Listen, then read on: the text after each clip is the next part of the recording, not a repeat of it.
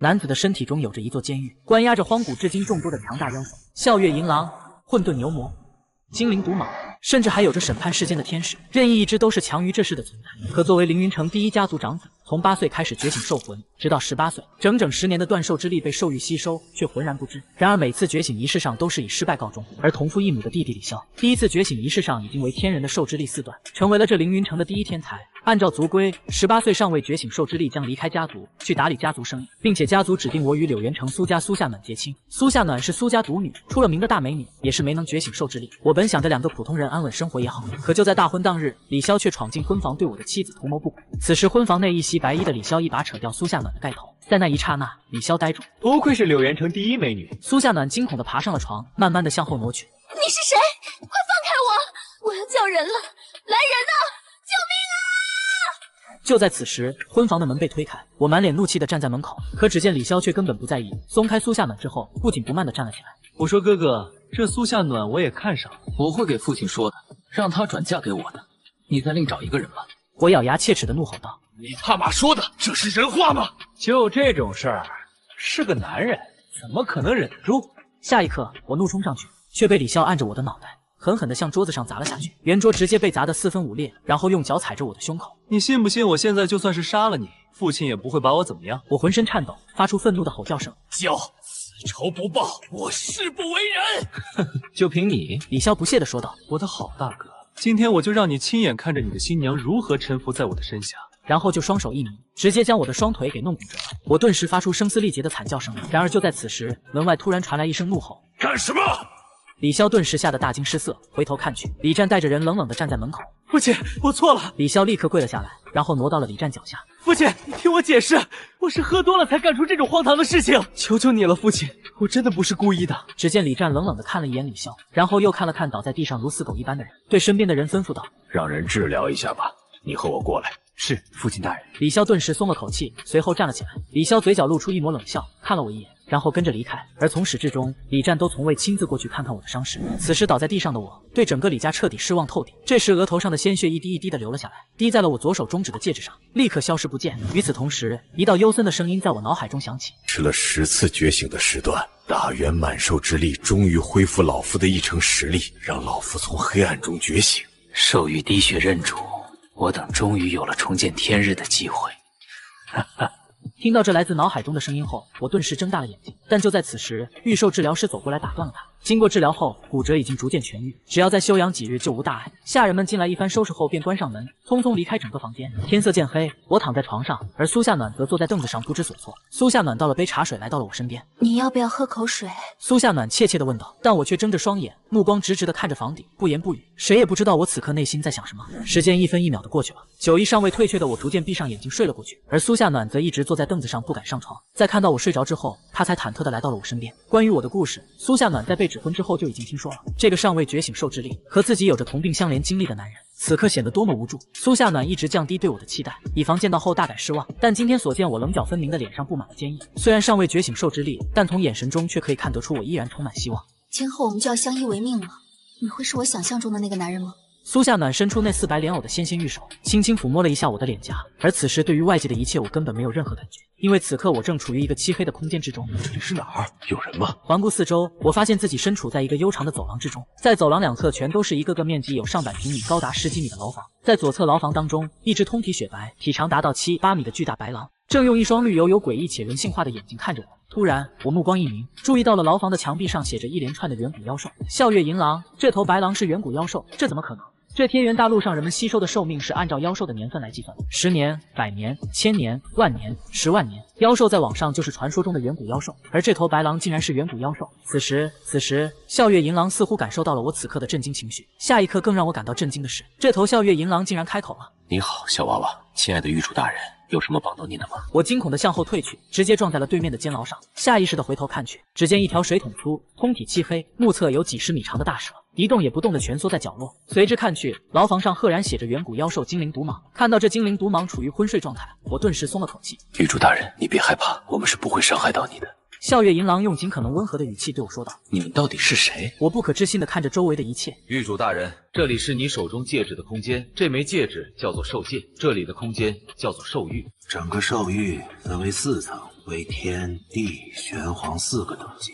目前狱主大人所处的这层是黄字号牢房。玄字号的牢房中关押着的是比远古妖兽还要厉害的上古妖兽，再往上则是更为厉害的太古妖兽，最后一层天字号房间关押的是最为强大的根古妖兽。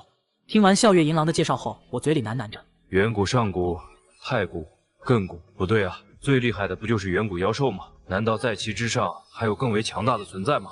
那是当然了。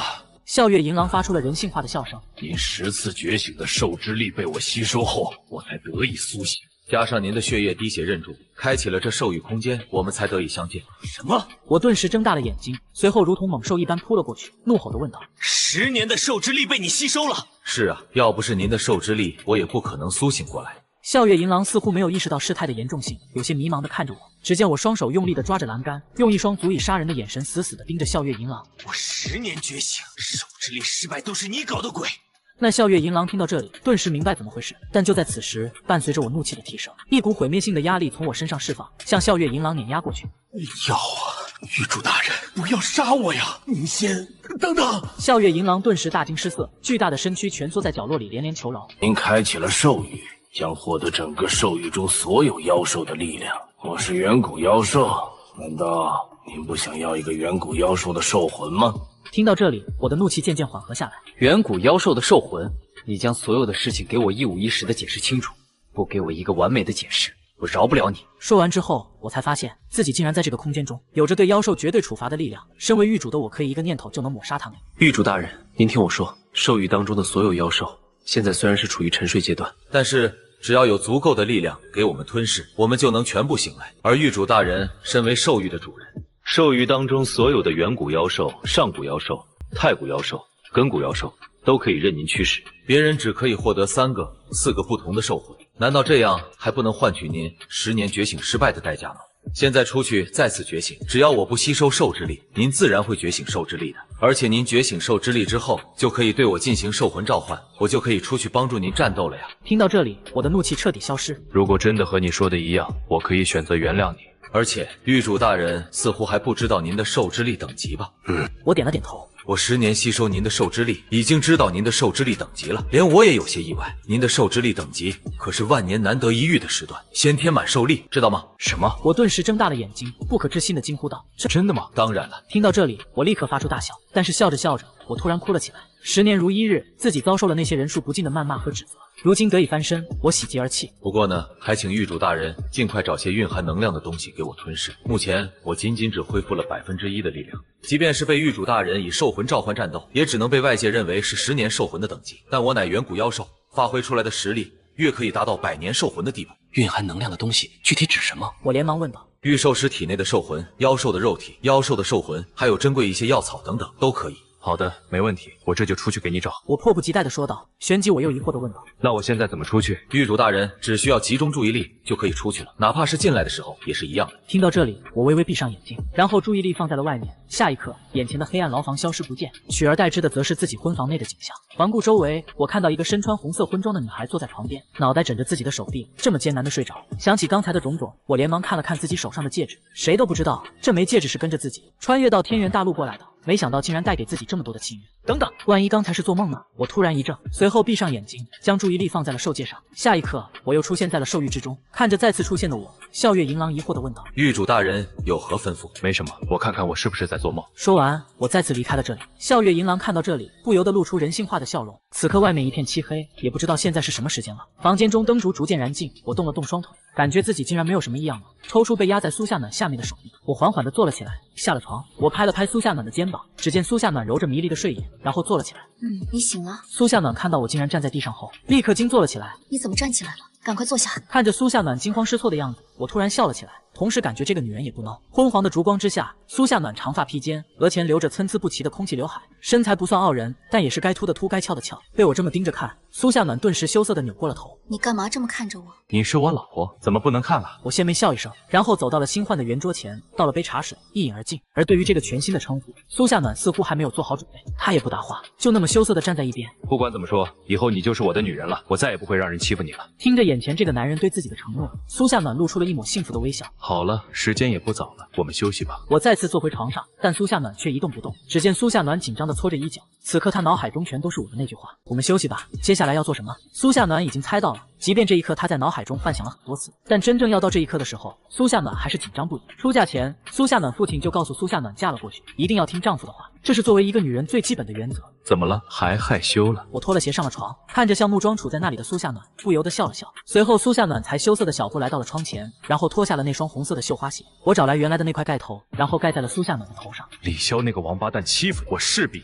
要让他付出血的代价。这盖头我们重新来接。说罢，我轻轻地掀开苏夏暖的盖头，看着盖头下苏夏暖嫣红的嘴唇、长长的睫毛，那闪烁的一双大眼睛，羞涩的不敢直视。我轻轻地抓住苏夏暖的小手，我小声说道：“跟了我，我一定会好好照顾你的。”说完，我微微歪头，然后向那红唇靠了过去，感受着我炙热的气息。苏夏暖的心如同小鹿一样砰砰砰直跳。在看到我靠过来的那一刻，苏夏暖轻轻地闭上了眼睛，窗前的帘子落了下来，烛光的照映下，我轻轻地推倒了苏夏暖，红色的婚装、裤子、肚兜、鞋裤，一件接着一件从帘子里丢了出来。紧接着，整个木床开始摇晃了起来，吱呀吱呀声音在寂静的房间中响起，由慢到快，最终停息下来。看着熟睡中的苏夏暖，我嘴角露出满足的微笑。我蹑手蹑脚地穿起衣服，然后出门了。我轻车熟路地来到了一处演武场上的高台之上，上面赫然摆放着一块巨大的、雕刻着飞禽走兽的巨石，这便是觉醒兽之力的兽魂石。笑月银狼说我是时段满兽力，我不信邪，非要过来看看。另外，兽力觉醒必须要通过兽魂石，只有兽魂石才能将体内的兽力全部激发出来。触摸兽魂石，兽魂石会发出巨大的压力，我坚持的时间越长，兽力被激发的程度也会更大。我忐忑地来到兽魂石面前，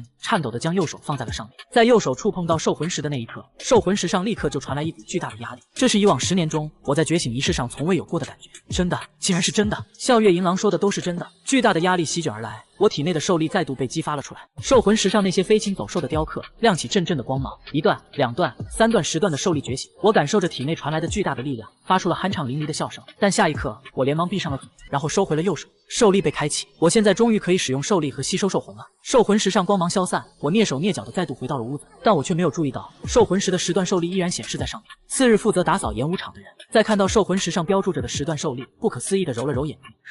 10段兽力，没搞错吧？这玩意儿是不是坏了？就在此时，一袭旗袍的性感女子款款而来。负责打扫的下人立刻将这件事告诉了他。旗袍女子便是昨日负责觉醒的人，在看到兽魂石上10段兽力的显示，却不以为然，于是便将痕迹清除掉了。谁也不知道，昨日夜里，一个10段兽力的绝世妖才在凌云城李家诞生了。我缓缓地睁开了眼睛，看着在自己怀中熟睡的苏夏暖，我轻轻地吻了一下她的额头。这一吻，苏夏暖也睁开了眼睛，醒了。苏夏暖睁眼看到我后，又低头看了看自己被子中的身体，不禁害羞地将头埋进了我的怀中。夫君，你讨厌用这样的眼神看人家。苏夏暖已经彻底成为了我的女人。此刻他的整个心也都放在了我的身上。下一刻，只见苏夏暖从被子中抽出一块白色的手绢，但上面却印有滴滴红色的血迹。这落红赠与夫君，此生我便是夫君的人了。这块手绢意义非凡，我将其垫好，小心地收藏了起来。咚咚咚，敲门声响起，门外传来下人的声音：“少爷，起床洗漱了。”虽然不得宠，但我好歹也是长子，这使唤下人的待遇还是有的。起床后，下人进来的时候，手里同时拿着一个托盘，托盘上放着1沓银票以及一张酒馆地契和经营证书，显然这是要我今天上路了。我神色淡然，毫无表情，和苏夏暖洗漱之后，便收拾东西离开了这个是非之地。李家此后不回也罢。至于李潇，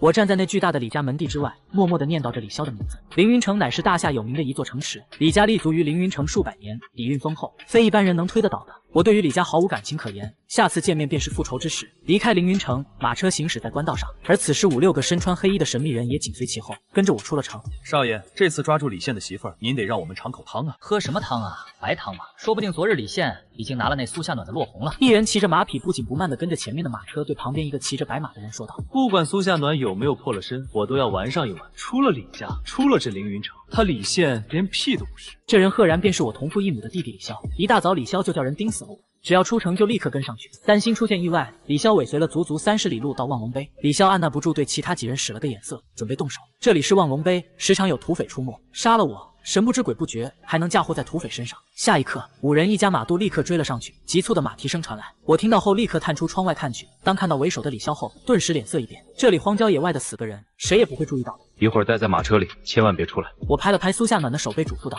下一刻，我将注意力放在了兽界上，然后进入了兽域。我遇到危险了，我要怎么将你作为我的兽魂来使用？来到笑月银狼的牢房门口，我焦急地问道：狱主大人，你只需要运行兽力，然后将注意力放在兽界上，我感受到兽力自然会进入您的体内，成为您的兽魂。我大喜，离开兽界后，便将马车停了下来，看向那几人，我露出了一抹冷笑。今日我就让你死无葬身之地。4、5人逼停了马车，个个手持长剑，一脸戏谑地看着马车。此时他们已经迫不及待地想要将马车里的女人狂野地拉出来，然后按在旁边的草地里。我的废物哥哥，没想到在这里竟然还能见到。我翻身下马，体内兽力聚于掌中，狠狠地拍向了马车。轰！强大的力量震断了车辕，马匹受惊，挣脱马车后便狂奔而去。马车失去前面支撑力量向前倾倒，我一只手撑起沉重的马车，然后将其缓缓地放在了地上。车帘被掀开，苏夏暖挎着一个包袱，有些惊慌失措地从中走了出来。我微微一笑，拍了拍苏夏暖，示意他放心。随后我转身冷冷地看着跟了一路的李潇，这就按耐不住了吗？你既然知道我跟着你，你还不返回凌云城？李潇颇为惊讶地问道。不把你引到这里，怎么报昨日之仇？李潇先是一愣，随即哈哈大笑了起来。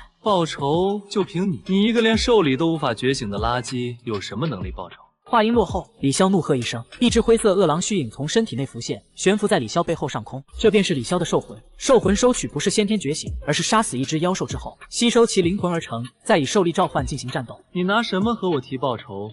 我怔怔地看着李潇背后的疾风魔狼虚影，贪婪地舔了舔嘴唇。怎么样？脑海中兽界内传来笑月银狼的声音。我再度看向李潇，此刻在我的眼里，这些人已经是恢复笑月银狼的补品。不知道我这10年份的兽魂够不够资格？我露出狰狞的笑容，在所有人的注目下，一道白光从我体内乍现。下一刻，一头足有78米长、浑身雪白如纯洁月光的狼形妖兽在我背后缓缓浮现。嗷呜！笑月银狼仰天长啸，发出震颤灵魂的嘶吼声。李潇背后的疾风魔狼此刻像个孙子一样，吓得瑟瑟发抖，蜷缩成了一团，动也不敢动。你也有兽魂？李潇双瞳碎缩，浑身战栗。那白色巨狼身上所散发出来的威压，让吸收了同为狼类兽魂的李现体验到了一种来自灵魂上的强大压力。过了好一会儿，李潇才从震撼当中渐渐恢复过来。不可能，这不可能！你连兽力都无法激发觉醒，怎么可能会拥有兽魂？而且这兽魂怎么会这么大？这不可能是10年兽魂！不，这是上万年的兽魂。同李潇前来的其他4个李家弟子顿时瞪大了眼睛。万年兽魂放眼整个大夏国都寥寥无几。这一刻，他们后悔的肠子都青了。他们是万万没有想到，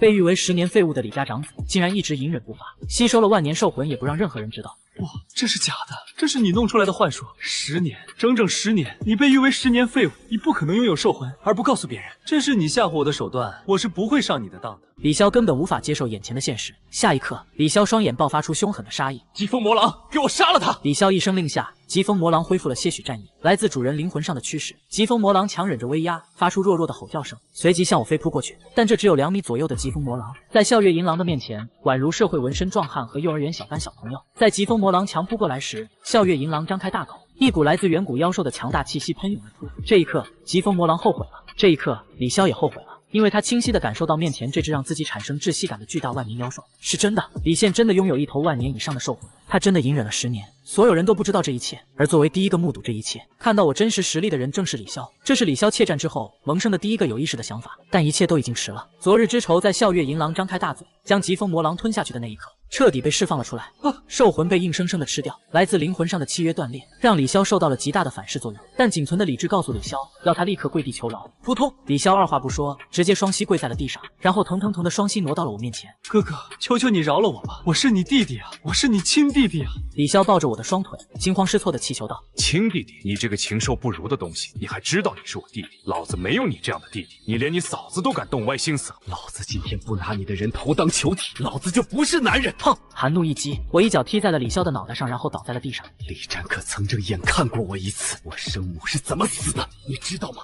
是被你那二房母亲硬生生逼死的，你母子俩没一个好东西。李战将所有的希望都放在了你身上，今天我就让他尝尝希望破灭的感觉是多么的酸爽。看着已经几近癫狂、被仇恨冲昏头脑的李现，李潇强忍着脑袋上的眩晕和疼痛向后挪，鲜血顺着额头流了下来，流进眼睛里。李潇都不敢去擦拭，鲜血模糊了双眼。李潇不断的眨着眼，但就在此刻，一股撕心裂肺的疼痛从胯下袭来，伴随着某物爆裂之声，李潇像一只爬虫一样蜷缩在了一起，不断的在地面上来回打滚。快走！趁此之际，其他4人立刻骑着马向远处逃去。我回头冷哼一声：“笑月银狼，给我杀了他们！”7、8米长的巨大笑月银狼飞扑而出，一个起跳就落在了那4人的前面，张开寻盆大嘴，几人直接被笑月银狼吞入腹中。看着在地面上抽搐的李潇，我没有任何一丝怜悯之意，体内兽力运转，聚于右腿。砰！下一刻一脚狠狠踩出，直接踩爆了李潇的脑袋。而当我回头看向苏夏暖的时候，苏夏暖已经被眼前血腥的一幕吓晕了过去。夏暖，我慌忙过去扶起苏夏暖，随便找来一只马匹，我将马车简单修好后，便将苏夏暖放在了马车里。看着李潇的白马和其他剩下的马匹，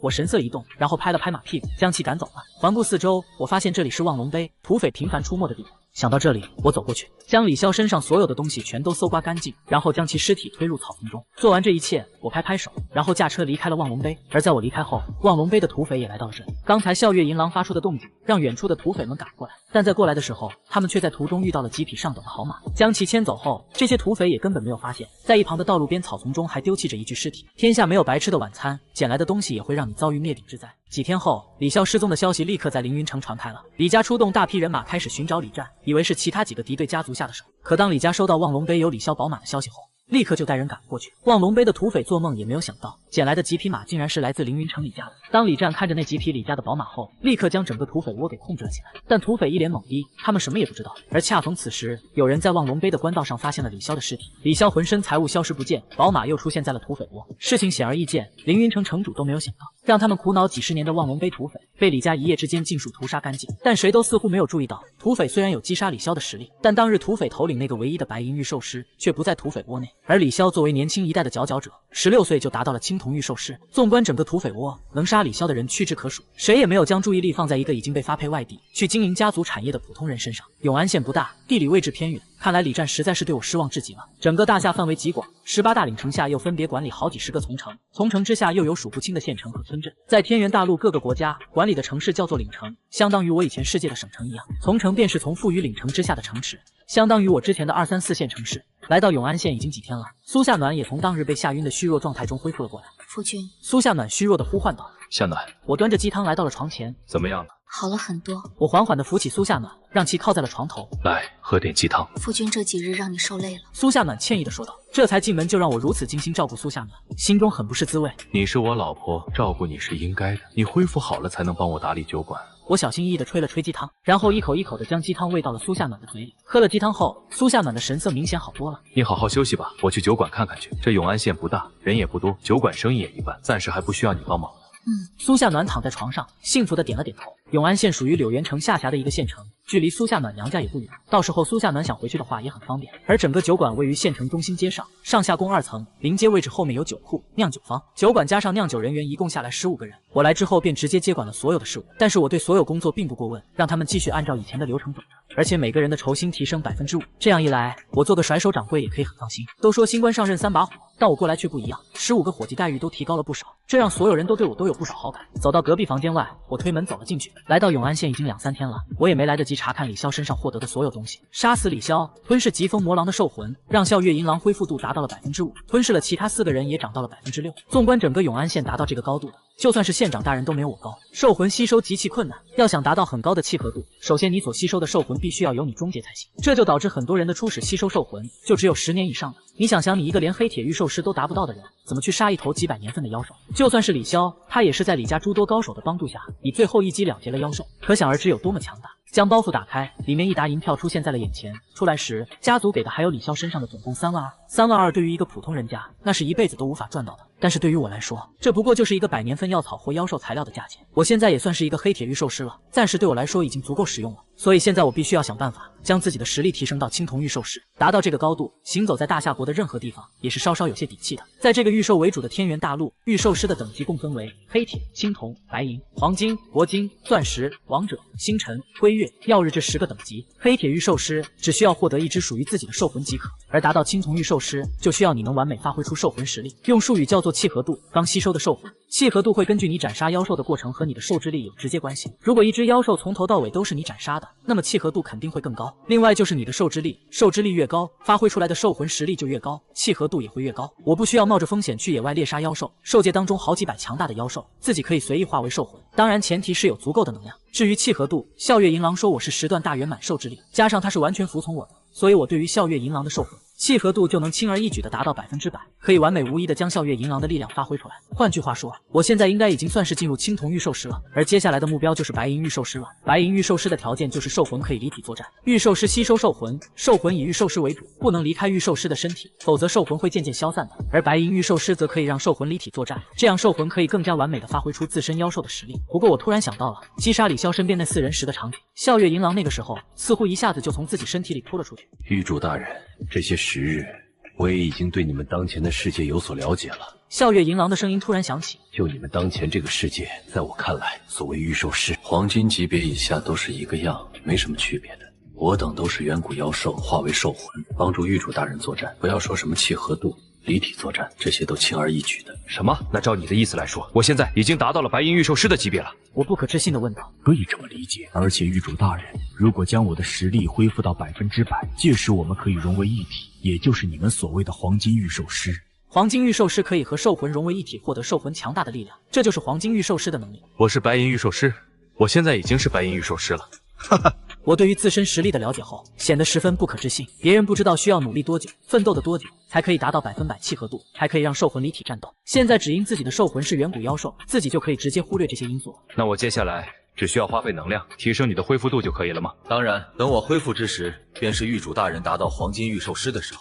黄金御兽师啊！我一阵感慨，就是自己那便宜父亲李战也才是黄金御兽师，而自己距离那个级别就剩一步之遥了。到时候再回凌云城，试问李家谁敢在自己面前指指点点？内心澎湃了好一会儿，我这才稳定了情绪。从李潇身上搜刮来的不只有银票，还有一枚戒指。这东西我认识，叫做元戒，是取用天元大陆一种特殊材料制作成的。这个元戒之中自成一方世界，里面有大有小，根据材料而定，是居家旅行必备物品。这元戒不是捡到就能用的，元戒的主人会用兽力在元戒上设置屏障，除非拥有强过原主人的实力，否则根本无法解开元戒的屏障。我运转兽力，然后包裹这枚元戒，下一刻兽力化为长矛，向元戒的屏障冲击而去。咔嚓，细微的碎裂声响起，元戒的屏障就被我的兽力给冲破了。我的脑海中立刻浮现出元戒之中的所有画面，这里面的空间大概有5立方大小，里面的东西很杂乱的堆放在其中，金银财宝堆成一堆，古玩趣物堆成一堆，杂乱的日用品堆成一堆，在角落里还放着一些精致的礼盒，这些都是李潇这些年从家族财物中捞取过来的。将那些精致的礼盒拿出来，我将其打开，看着里面摆放着的一本古朴的蓝色漆皮书籍，我顿时睁大了眼睛。御兽师的主要力量来源于兽魂，兽魂本身拥有其生前的作战经验，但达到白银之后，兽魂可以离体战斗，那么御兽师本身就显得孤立无援了，所以兽技便应运而生。兽技的使用是以兽力为基础而释放出来的一种强大技能，如果配合自身兽魂使用，发出的威力更胜一筹。如果兽技再与兽魂属性相依，那威力将再胜一筹。只见这本兽技上赫然写着疾风步、疾风步、疾风魔狼。我突然想到了李潇的兽魂，看来这应该又是那便宜老爹给这个家伙找来的。只是李潇似乎还没有修炼过，将其翻看，上面赫然写着这本兽技的等级。兽技也是有等级划分的，兽技主要分为天、地、玄、黄4个等级，而手中这本疾风步赫然便是黄级中品兽技，算是一般品质吧。随后我又翻看其他几个礼盒，在其中我终于发现了一件能用得上的宝贝。玉主大人，兽域之中的笑月银狼似乎也感受到了这股磅礴的力量，立刻便苏醒了过来。这吞下去能恢复多少实力？起码能达到10%的地步。笑月银狼自信地说道，但下一刻，笑月银狼突然迟疑了。其实我倒不希望玉主大人将这株风铃草用在我的身上。为什么？我顿时疑惑地问道。恢复你的实力，对你还有对我都不是很好的吗？玉主大人，目前我6%的恢复度，暂且足够保证玉主大人的安全。但玉主大人手段单一，我倒有个更好的办法。说说看。我顿时好奇了起来。玉主大人，你且先进兽域之中来。我神色一动，立刻闪身来到了兽域之中。漆黑冰冷的兽域之中，浑身雪白的笑月银狼缓缓地站了起来，来到牢笼前，笑月银狼才缓缓说道：玉主大人，这黄字号监牢当中，他们的能力各不相同。如果玉主大人可以恢复其他具有不同能力的远古妖兽，那么玉主大人也将获得不同的实力，难道不是吗？听到这里，我顿时睁大了眼睛。笑月银狼的实力毋庸置疑，但如果苏醒其他不同的妖兽，我也将获得不同的能力。玉主大人，排名越是靠前的妖兽，他们的综合实力也是越加强大的。你先去了解一下他们的身份和背景以及实力，然后挑选合适的去让他们复苏。我半开玩笑的说道。哈哈，那是自然。妖兽之中，强者为尊，弱肉强食。我实力几斤几两，在其他的远古妖兽面前，我还是有自知之明的。笑月银狼丝毫不在意我的调侃。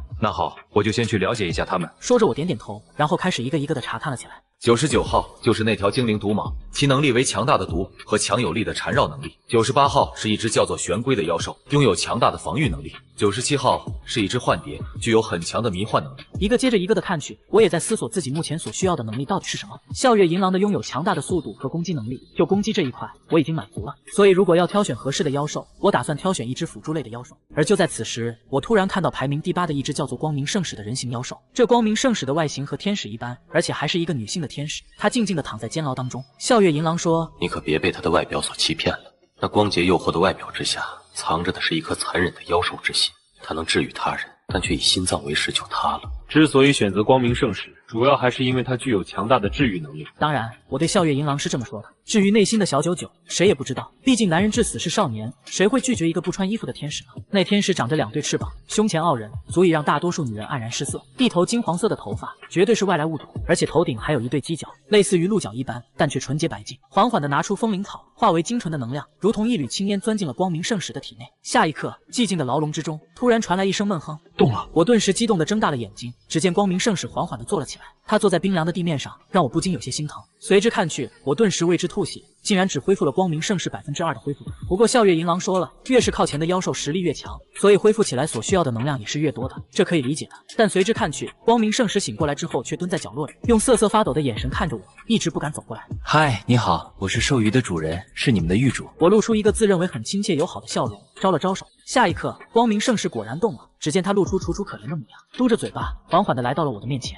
狱主大人，是你复苏了我吗？这里好黑，我好怕哦。这模样，这声音，这柔弱到让男人想不顾一切去保护的样子，连我都心动了。狱主大人，我好害怕，我睡了不知道多少年了，你可以放我出去吗？光明圣使十指如笋，万似莲藕，轻轻地抓住粗大的黑色铁栅栏。当然没有问题，但你需要做我的兽魂才可以。我不傻，自然知道这光明圣使另有所谋。不做兽魂好不好？你放人家出去，人家每天都陪在你身边，你让我干什么我就干什么。光明圣使缓缓地伸出右手，想要去触摸我，但当他刚刚碰触到我的时候，我身上就发出一道黑色的闪电。这黑色的闪电直接打在了光明圣使洁白如玉的手上。啊！光明圣使发出一道惨叫，连忙缩回了手臂。随之看去，那纤纤玉手上竟然出现了一道黑色的伤痕。狱主大人，你好凶狠，一点都不怜香惜玉。光明圣使委屈地说道。那你做不做我的兽魂？我冷哼一声问道。兽魂只能在您的身体里，但是人家想时时刻刻陪在您的身边，难道您不想拥有人家的身体吗？说着，光明圣使站了起来，然后在牢房之中妙慢地扭动着身躯。我不自觉地吞咽了口唾沫。当然想，不过我还是希望你做我的兽魂。我不傻，这家伙妩媚诱人，放出去不知道是多少男人的祸害。而且他喜食心脏还是远古妖兽，可想而知其凶残程度和他的美貌是正比的。识破了他的诱惑计策，我显得有些不耐烦了。答不答应？看到我脸色骤变，根本不吃自己的这一套，光明圣使只能叹息放弃。他知道在这兽狱之中，狱主就是主宰。我要是想杀他，只需一个念头足矣。再继续下去，没有任何的意义。既然狱主大人要求，那么光明圣使也没有异议。看到这里，我顿时松了口气。放心吧，做了我的兽魂，我会将你的实力全部恢复的。说完，我得意地转身离开。但就在此时，我突然想起了什么。对了，你要是做了我的兽魂，被我召唤出去的时候，会不会也是这个样子？那是自然的呀。光明圣使不假思索地说道。那不行，那不行！我连连摆手说道。对了，光明圣使可以恢复苏夏暖身子，不如用光明圣使给他治疗一下。想到这里，我匆匆忙忙来到了房间。夫君看到我进来，苏夏暖撑着双臂想要坐起来。快躺下，快躺下！我一个箭步走上前去，轻轻地将苏夏暖扶了起来。你闭上眼睛，我帮你治疗一下哦。夫君还懂得治疗之术？苏夏暖惊奇地问道，可还是乖乖地闭上了眼睛。我站了起来，运转体内兽力。下一刻，我的脑海中竟然浮现出2个兽魂，其中一个是笑月银狼，另外一个赫然便是光明圣使。就你了。将注意力放在光明圣使身上。下一刻，光明圣使化为兽魂，缓缓浮现在了我的背后上空。四翼天使立于身后，双手交叉放于胸前。光明圣使微微睁开双眼，露出一抹微笑。我体内的兽力与兽魂结合，轻轻地伸出双臂，却见身后光明圣使也同样做出了这样的动作。然后轻轻俯下身，将床上的苏夏暖拖了起来。光明圣使散发出柔和的光芒，然后包裹苏夏暖全身。而就在此时，我轻吟一声，蓦然睁开双眼，召唤兽魂。御兽师是与兽魂心意相通的，此刻通过兽魂，我可以清晰地感受到苏夏暖体内的具体情况。只见苏夏暖腹部之中竟然凝聚着一股黑色的雾气，这雾气包裹兽源之地，让人看不清里面到底是什么情况。而且从体内雾气凝聚情况来看，这雾气在苏夏暖体内凝聚的时间，怕不是3天2头的样子，估计从小到大都聚集在他的体内。而至于苏夏暖身体的其他异样，很快就被光明圣使恢复了过来。疑惑间，我将苏夏暖轻轻放在了床上，随即我收回了兽魂，恢复了原样。苏夏暖不可置信地睁开了双眼，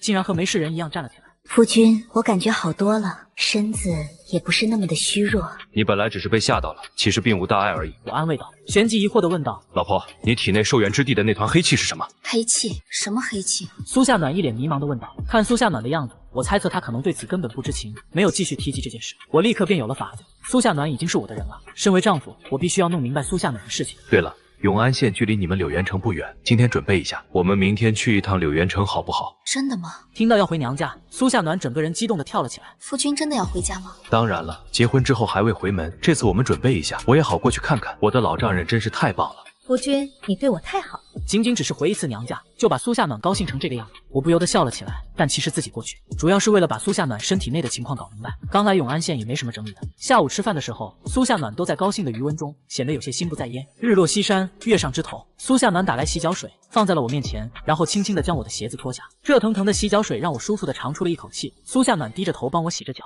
这里没有下人，所以对我的起居照顾都要由苏夏暖来做。好歹曾经也是大小姐，这些下人的活苏夏暖做起来就显得有些生疏。擦干净双脚之后，我躺在了床上。不多时灯熄后，苏夏暖摸索着也上了床。她像一只温顺的猫咪一样，小脑袋依偎在我的怀中，大腿像是八爪鱼一样紧紧地缠绕着我。只是偶尔碰触之下，我不禁有了一丝丝的异样感觉。下一刻，苏夏暖不可置信地睁大了眼睛，因为她感受到似乎有什么东西正在快速膨胀。想起大婚之日那夜，苏夏暖不禁有些期待，但作为一介女子，在这种事上，她是不可能主动提出来的。然而美好的事情总是如期而至，我翻了个身，一只手轻轻地环绕过来，翻云覆雨，油花剔雪。半个时辰后，看着怀中熟睡的苏夏暖，我再次进入到了兽界之中，径直来到光明圣使的面前。我开口问道：“今日感受到的那股黑气，你知道是什么吗？”兽元之地乃是你们人类体内兽力之源头，那黑色的雾气显然封存了兽元之地，所以它才和普通人一样，无法觉醒兽力，无法成为御兽师。光明圣使显然知道一些什么。那你知道这是先天的还是后天人为的？这显然是后天人为的。那雾气聚集性很强，以体内兽力血气为食，所以才能一直封存下去。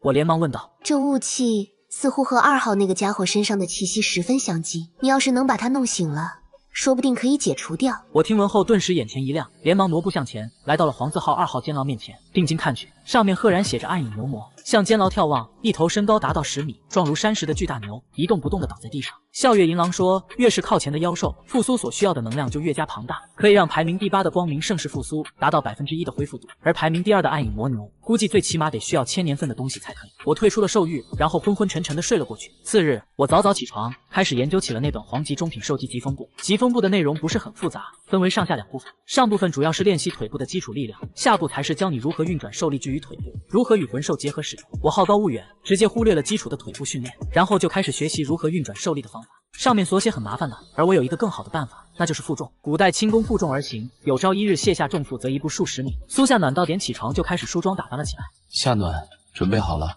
我们去街上买一些东西，给你父亲带过去。门外传来我的声音，我大清早的就出去了。屋内传来苏夏暖的声音：“好的。”而屋外我如同一只蜗牛一样，慢吞吞的行走着。这铁鞋外面和普通鞋子无异，但实际重量却达到了10斤。原来这些负重锻炼物品，街上的商店都有的卖，这倒省了我专门去打造一副了。约莫1个时辰后，苏夏暖才从屋子里走了出来。看到苏夏暖的妆容以后，我顿时眼前一亮，好一位桥畔生辉的佳人啊！老婆，你真漂亮。我毫不吝啬自己的赞美，过去后便抬起她的下巴端详了起来。被这么一番夸赞，苏夏暖心里那个甜啊，整个幸福的表情都洋溢在了脸上。把酒馆的事情打点好之后，我便找来马车和苏夏暖出发了。此刻店内的伙计，原来酒馆的负责人依靠着酒馆的大门，目送马车缓缓离去。勇哥，打探清楚了？都打探清楚。倚门而立的男子冷冷地问道：“都打探清楚了，的确是李家不得宠的长子，10年废物，尚未觉醒。”兽魂酒馆伙计肩膀上打着一条泛黄的毛巾，低声说道：“凌云城距离柳原城几百里，永安县又在柳原城边缘，距离凌云城更是上千里。李家堂堂长子被委派到这个山高皇帝远的地方，看来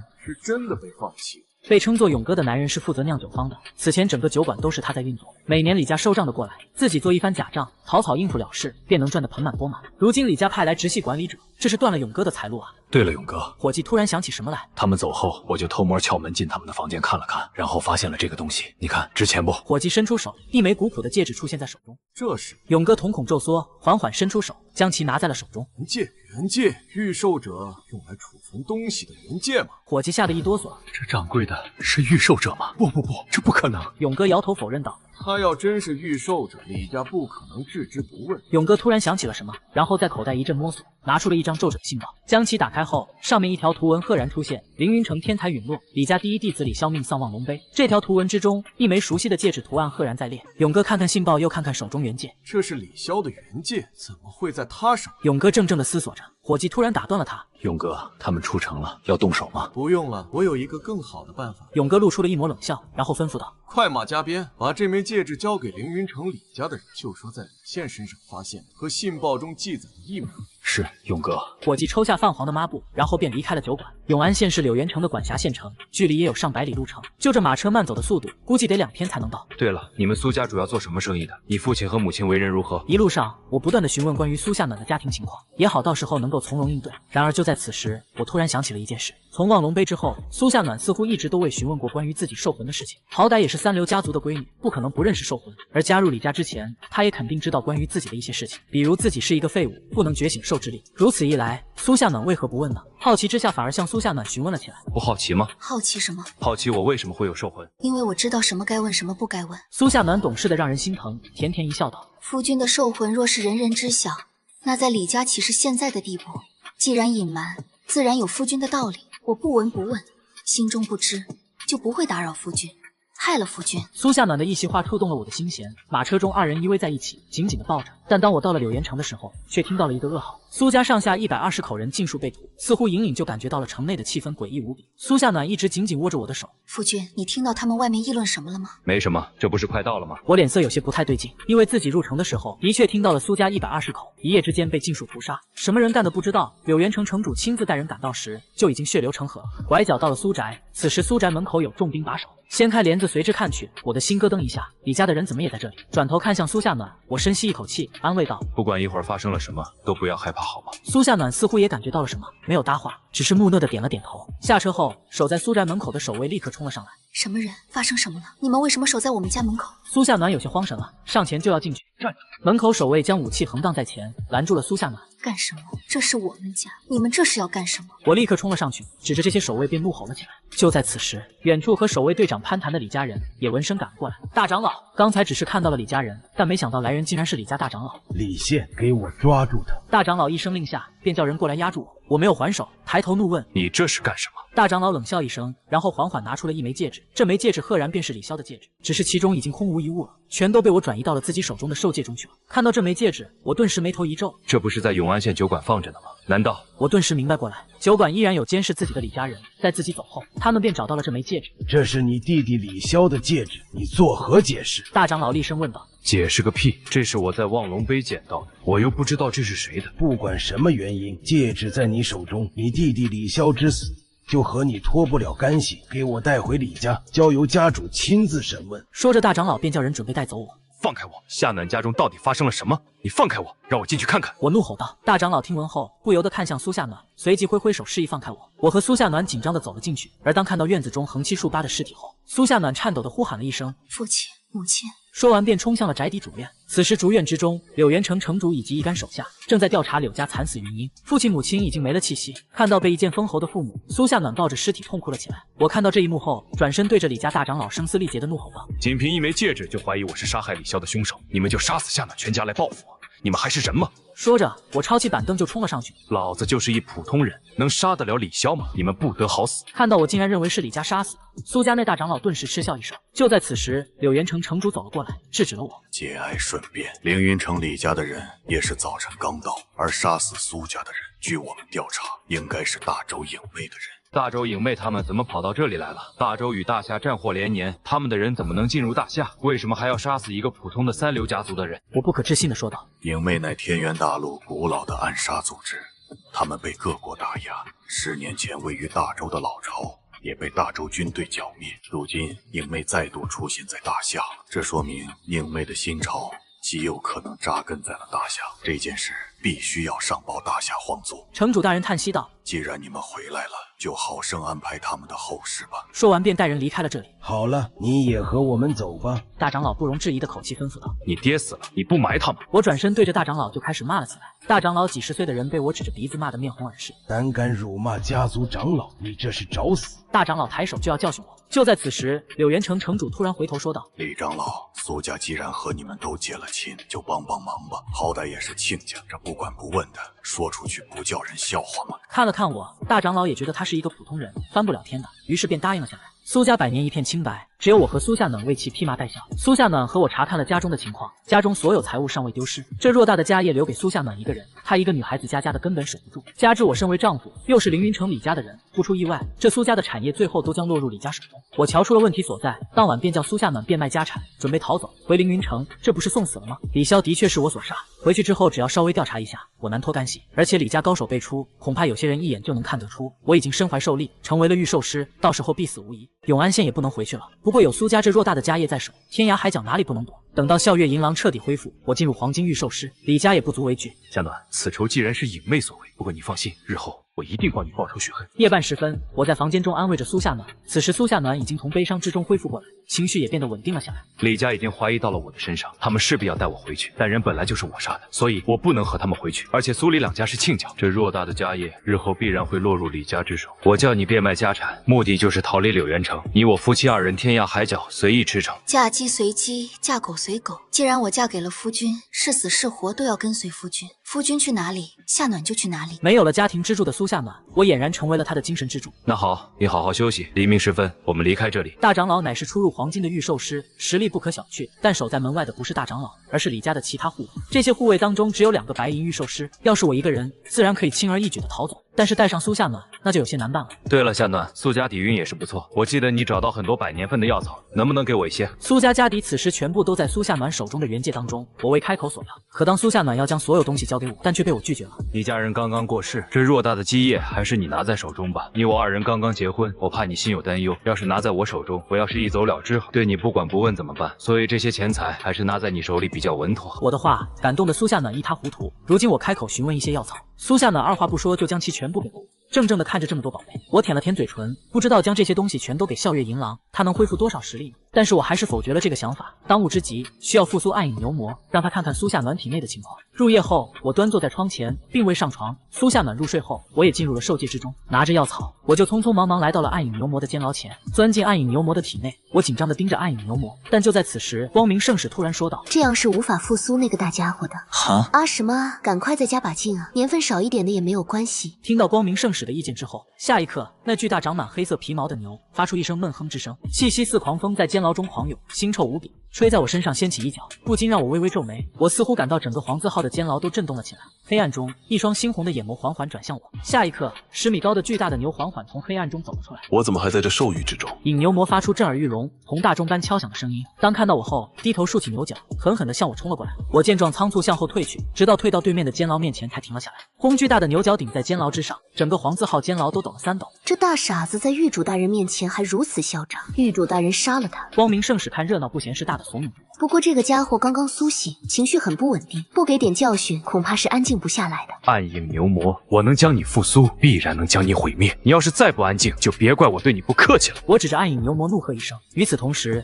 一股威压向暗影牛魔席卷而去，强大的压力让暗影牛魔逐渐冷静了下来。狱主大人，你是新的狱主大人吗？没错，你要是不想死，就给我乖乖听话。我点点头，狱主的风范倒是体现得非常完美。暗影牛魔虽然强大，但在兽域之中还是非常畏惧狱主的存在。暗影牛魔臣服于狱主大人，只要狱主大人能放我出去，狱主大人让我干什么我就干什么。很好，非常满意暗影牛魔的态度，我便将苏夏暖的身体状态告诉了暗影牛魔。黑色的雾气和我的属性相近，在人类的兽源之地。暗影牛魔呢喃着，我所说这话的重点，难道是魔杖之术？魔杖之术那是什么？我顿时一喜，连忙问道。很显然，暗影牛魔应该认识那些黑雾。远古时期，人类刚刚崛起，暗影一族的妖兽和人类战斗不止，但人类非常聪明，他们根据我们暗影魔族的能力，自己掌握了很多的暗影能量，其中魔杖之术便是其中一种能力。魔杖之术可以将人类的气息封存起来，不让妖兽感受到，其施展之法就是调动暗影能量，封锁兽源之地，让别人无法窥探其中奥妙。可是渐渐的，懂得暗影之术的人类渐渐迷失本性，后来他们以人脑为食，吸取记忆，为的就是要找回自我。但越是这样，他们就越加邪恶，连我们暗影魔族的人都要退避3分。那这施法者是别人帮助施法，还是……我的脸色逐渐凝重了起来。如果真的如暗影牛魔所说，这只是一些障眼法，那么究竟是谁隐藏了苏夏暖的气息？当然不是，魔杖之术只能自己施展，因为封锁寿元之地极其危险，所以只能自己施展。听闻后，我顿时大惊，自己施展的。如果真是这样，那夏暖身上的魔杖之术也是自己施展的吗？这不可能啊！不行不行，我现在出去，你亲自帮我看看是不是魔杖之术。说完，我便离开了兽域。苏夏暖在床上熟睡，我悄无声息地运转兽力，然后召唤兽魂。下一刻，暗影牛魔的虚影便浮现在了我的身后，仅仅只是一闪而逝，我便收回了兽魂。而就在此时，苏夏暖眼角微微抖动一下，但我根本没有在意，因为外面有人守着，所以我让暗影牛魔看了一下，就让其收了起来。立刻再度回到兽域之中，我来到了2号监牢。就是魔杖之术，对于暗影能量我十分清楚。那小女娃寿元之地封存的黑色雾气，便是暗影能量，其聚集不散，便是魔杖之术。肯定是那女娃自己施展的，不想让其他人看到她的本身实力。来到暗影牛魔面前，我还未开口，暗影牛魔就拍着胸口向我保证道。我沉默不语，点了点头。随后我来到了笑月银狼的面前，拿出剩下的所有珍贵药草，我将其化为精纯的能量，全都给了笑月银狼。精纯的能量恢复着笑月银狼的实力，眨眼间恢复度就达到了10%，10%已经相当于1000年级别的兽魂实力了。我召唤笑月银狼，那就是召唤了一头1000年兽魂。当然，本身为远古妖兽的笑月银狼所爆发出来的实力，肯定远超普通1000年兽魂。做完这一切后，我便再度离开了兽域。点着一盏烛光的房间中，我缓缓地睁开了眼睛，回头看着熟睡的苏夏暖，我的心中对苏夏暖有了一丝警惕、提防之心。他为什么要施展魔杖之术？他怎么会魔杖之术？他在隐藏什么？魔杖之术是暗影能量，是暗影魔族的能力，苏夏暖怎么会呢？等等，我突然想到了什么。古老暗杀组织影魅也是属于暗影魔族的分支。豁然回头，我看着床上一动不动的苏夏暖，整个人瞬间紧绷了起来。难道一个疯狂的想法出现在了我脑海中？不可能，不可能！他怎么会杀他的父母？他怎么可能？而且即便如此，那又为了什么？无数个疯狂的念头在我脑海中快速转动。许久之后，我逐渐平息了脑海中的这些疯狂的想法。但不管如何，首先他没有要伤害我的意思，有了这个基础，我微微放心下来。而此时，躺在床上的苏夏暖微微睁开眼睛，那半眯着的双眸之中，一道寒光一闪而逝。黎明时分，我轻轻叫醒了苏夏暖。老婆。苏夏暖缓缓地睁开迷离的睡眼。夫君要出发了吗？准备一下，我们立刻出发。我看了看门外，门外的守卫已经靠着墙壁睡着了。黎明时分，世人处于深度睡眠的状态，这个时候离开是最不容易被发现的时候。他们是靠着门框睡着的，从正门离开是不可能的。我轻轻地打开窗户，然后卸下了腿上的铁鞋，将其装进兽戒之中。我就这么光着脚，然后背着苏夏暖悄无声息地爬了出去。光脚走路没有一点点的声音。昨夜就和苏夏暖找到了逃跑的路线，苏宅有后门，出了门就可以快速离开了。但当我背着苏夏暖来到后门的时候，却看到后门竟然也有人守着。夫君，走这边。苏夏暖在耳畔低声说道，然后指着一条通往后院的小路。我顺着小路进去，然后来到了一个僻静的院子里。院子是封闭式的，从这里翻墙出去是不会有人发现的。看着将近2米的高墙，我体内兽力运转，流转于双腿之中，疾风步被激发释放。我一步窜出几乎将近3米，冲到墙前，纵身一跃，直接就跳过了2米高的围墙。墙外是一条狭小的巷子，我继续背着苏夏暖，然后快速出了城。此刻，城主府之中，柳元城城主听着手下人的报告，微微睁开了眼睛。走了吗？是的，城主大人走了。一个身穿黑衣劲装的神秘男子单膝跪在地面，沉声说道：“跟上去杀了李家的人，把苏夏暖给我抓回来。”是。神秘人点头应道。可是城主大人，您真的肯定苏夏暖就是影魅之人吗？我们刚插到苏家的头上，苏家就被灭口了，这不值得怀疑吗？城主大人自信地说道。而且这个苏夏暖10年前曾被确诊病危，却硬生生又活到了现在。我怀疑这个苏夏暖肯定不是以前的苏夏暖。据听说，远古影魅吸食人的记忆，他们有着超越我们的强大思维和能力。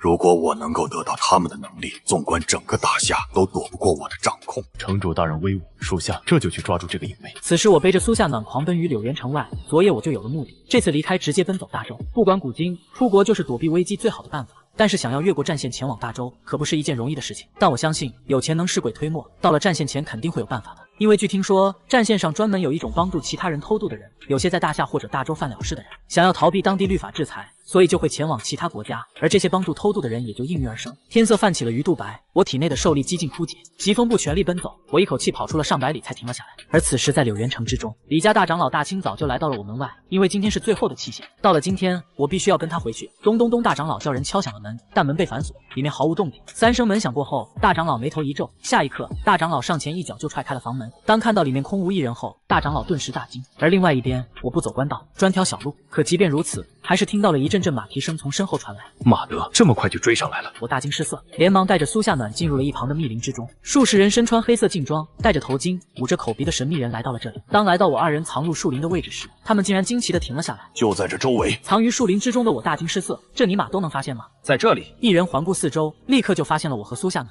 他们不是李家的人。背后，苏夏暖在耳畔狐疑地说道。这么一说，我定睛看去，果然发现他们不是李家大长老的人。这些人浑身精炼无比，动作麻利，一看就是好手。在看到藏于树林之中的我二人后，为首之人二话不说，翻身下马，便吩咐道：“动手！”说完，数十人抽出武器，将密林包围了过来。好汉饶命，我们有钱可以给你们钱，但求放过我们。出来混不就是为了求财，和气生财？我们给你们钱，你们放过我们好不好？然而对于我的一番言论，对方根本就没放在心上。我的目光在这些人身上徘徊，发现他们的目的性很强，就是冲着自己来的。不过我发现他们的目光从始至终都不在自己身上，而是在背后的苏夏暖身上。想到昨夜对于苏夏暖的怀疑，我也开始怀疑这些人应该是冲着苏夏暖来的。一声令下，这些人毫不犹豫地冲了上来。我连忙放下苏夏暖，然后警惕地看着这些人。这些人最高是白银御兽师，3个白银御兽师，其他都是青铜御兽师，不足为惧。大清早的还是在荒郊野外，远离官道，我也无所顾忌，冷冷地看着这些人。我沉声道：“既然没得商量，那就别怪我对你们不客气了。”话音落后，我体内兽力运转，笑月银狼得到召唤，化为一道白色虚影浮现于我身后，阿郎嚎声传遍方圆10里。那刚欲冲上来的数十个御兽师齐齐停了下来，他们不可置信地抬头看向我身后，那长达78米巨大的纯白色巨狼，此刻用一双阴狠的眸子盯着他们每一个人，感受着来自笑月银狼身上强大的威压。为首的3个白银御兽师顿时惊恐地说道：“千年兽魂，你不是李家的废物吗？你不是一个普通人吗？你怎么也是御兽师，还拥有千年兽魂？”众人惶恐，但也有冷静之人。大家别怕，千年兽魂的确强大，但看他不过也是黑铁御兽师，对于兽魂的契合度根本不高，无法发挥出兽魂的强大力量。我们一起出手杀了他。话音落后，众人纷纷反应过来，伴随着阵阵兽吼响起，只见这些人纷纷召唤出了自己的兽魂。但这些兽魂的大小，在笑月银狼面前，简直就是老鹰和小鸡。青铜御兽师完美发挥兽魂威力，100%契合度。我与笑月银狼同步，巨大的爪子猛扑过去，张开血盆大口，就将2人的兽魂撕碎，然后囫囵吞入腹中。完美契合。青铜御兽师一人见状，惊恐地喊道。但下一刻，就在他们准备合力出手的时候，伴随着我的一个手势，笑月银狼纵身一跃，直接从我背后窜出。那些人大惊失色，仓皇转身逃走，同时嘴中呼喊道：“兽魂离体，白银御兽师计划有变，快撤！”数十人仓促逃走，但在离体的笑月银狼面前根本不堪一击。然而就在此时，我一心一意对付这些人的时候，属下的苏夏暖悄无声息地靠近其中一具尸体，只见其嘴巴微微一张，那具尸体的脑袋上一缕白烟飘然而出，然后钻进苏夏暖的口中，被吞入腹中。收拾了这些人之后，我收回兽魂，然后再度来到了苏夏暖的身边。夏暖，你没事吧？夫君，我没事。苏夏暖甜甜一笑，露出了一抹笑容。看来经过上次的事情，你的心理素质也越来越强大了。我欣慰地笑道。我总得变得坚强起来，这样才不能拖累夫君吧。苏夏暖歪着脑袋，俏皮可爱地说道。我看到这一幕，不禁被其所俘虏，同时心道：若你无害人之意，心有秘密又有何妨呢？随后，我来到这些人面前，开始搜索了起来。夫君，我来帮你。苏夏暖跟着来到我身后，开始在这些人身上摸索了起来。但我在前，苏夏暖在后，我根本没有看到。每当苏夏暖走过一人时，微微张开嘴巴，便有一缕白烟飞出，吞入苏夏暖腹中。一番搜索后，我在他们身上找到了6、7枚元戒。元戒珍贵，也不是什么人都能用得起的。数十人有6、7人佩戴元戒，倒也可以理解。此地不宜久留，我们赶快离开后，再看看里面有什么好宝贝。说完，我便骑着他们的马匹，和苏夏暖一同离开了这里。在我们2人离开不久后，又有数十人黑衣人赶到了这里，而为首之人骑着一匹暗红色的高头马，大极其威武。在看到路边的尸体后，立刻翻身下马，开始查看了起来。城主大人，是御兽师干的，他们身上的元戒都不见了。一人查看之后，便来到此人面前报告道。这人沉默不语，在一具尸体上翻来看去，片刻后深吸一口气，缓缓说道：化精为气，这影魅的等级不低啊。化精为气，城主大人，这是什么意思？影魅传自远古洗蚀人脑获取记忆，但高级影魅则可以不用开颅便能获取目标记忆。显然，这只影魅的等级不是一个普通的影魅啊。说到这里，城主大人缓缓地站了起来。不过这样更好，如果我能吞噬这只影魅，那么就能获取它身上的全部能力和记忆，这可比一只普通的影魅厉害多了。但看着现场的惨状，城主大人又皱起了眉头。3个白银御兽师都死在了这里，说明这个影魅实力非常强大，我们不能硬碰硬了。微微思索，城主大人便笑了起来。李家长子不是跟在身边吗？如果不出意外，李家长子应该已经被这只影魅控制了。看来苏夏暖下家李家，应该也是为了找到一个更好的隐秘之所。立刻将这里的事情告诉李家，让李家先找到他们，然后我们再出手。是，城主大人。城主大人立刻赶了回去，可还未回到柳原城，就在半道遇到了李家的大长老。李长老，你来的正是时候。你们李家长子逃走了，我连夜派人追都没追到。他一个普通人，城主大人怎么会没追到呢？李长老顿时不可思议地问道。事情并非你想象的那样。城主大人狡猾地想了想，然后便说道：“他那是扮猪吃虎，他就是御兽师啊，要不然怎么可能杀死你们家天才御兽师李潇呢？”听到这里，李长老勃然大怒，果然是这个家伙，立刻禀报家主。然而让柳元城城主没有想到的是，李家李长老却带人回去了。他没有先让人通知李家，然后自己去追，而是一起全都回去了。李长老，你们不去追了吗？城主大人一脸迷茫地问道。追什么追？谁知道跑哪里去了？李长老一副无所谓的态度说道。没啥事儿，我们就先走了。不是柳元城城主想破脑袋，也想不清楚这是为啥。但对于李长老来说，他只需要一个回去复命的结果就足够了。李潇乃是家主之子，不出意外的话，未来李家就是掌握在他的手中了。可现在被人杀了，那么这未来李家的接班人就有待考究了。他身为大长老，孙子今年更是觉醒了兽之力3段，那是李潇之下的第一人。虽然年仅6岁，但只要好好培养，未来可期啊！李长老会傻到去抓我回来吗？好歹2个都是家主的，2人已经死了1个，而且另外1个现在已经不是废物了。家主即便是在生气，也不可能亲手杀了自己的儿子。而且我已经成为了御兽师，万一被家主再另立接班人，那不就完犊子了吗？所以现在只需要自己回去，将我的恶行10倍100倍的用极其夸张的描述出来，让家主放弃他的这个儿子，自己的孙子就有可能上位。而此时我带着苏夏暖已经来到了另外一座城池当中。这个世界可没有网络，没有电话，相隔几百里，我们2人到了这里，根本不怕被人认出来。老婆，我们在这里休息1天再出发吧。现在可把我累坏了。住进了客栈之后，便叫人放水，美美的洗了一澡。这几天根本没有休息好，我早早的便和苏夏暖休息了。外面传来打更人的声音，不知不觉已经到了3更时刻。黑夜中，苏夏暖豁然正开始谎言。漆黑的房间中，苏夏暖的双眸中闪烁着微弱的绿色光芒，缓缓地坐了起来。苏夏暖看向旁边熟睡的我，微微张开嘴巴，一缕白烟从嘴中飞出，然后伴随着我的呼吸被吸入体内。做完这一切，苏夏暖穿上衣服向外走去，伸手不见五指的房间中，只有一双诡异的绿色眼睛。苏夏暖的一双淡绿色的眼睛，似乎可以黑夜失误，房间内的任何障碍物都可以轻易躲过。轻轻地打开窗，苏夏暖就那么轻飘飘地飞了出去。客栈不远处的一座建筑当中，窗户打开，里面一片漆黑，苏夏暖就那么悄无声息地飘了进去。漆黑的房间中似乎空无一物，但当苏夏暖进去后，却如同幽灵一般，响起了一道声音：拜见首领。柳岩城城主大夏镇摩斯鹰爪杀。飘然而入的苏夏暖发出了一道和他平时形象翻天覆地的幽寒之声，是漆黑的房间中一道黑影，若有若无。听闻苏夏暖的声音后，浑身一震，沉声应道：苏家上下做的不干净，谁做的让他自裁？属下知错。诡异的是，房间中不止一道黑影，但下一刻，这人话刚说完，房间中便闪过一道剑影，紧接着一颗人头落地，落地后化为一道黑烟消失不见。原以为他只是一个普通人，借助他的身份可以继续隐藏下去，没想到他竟然也有秘密。苏夏暖看向客栈方向，嘴角露出一抹诡异的微笑。不出意外，那笑月银狼应该就是远古妖兽，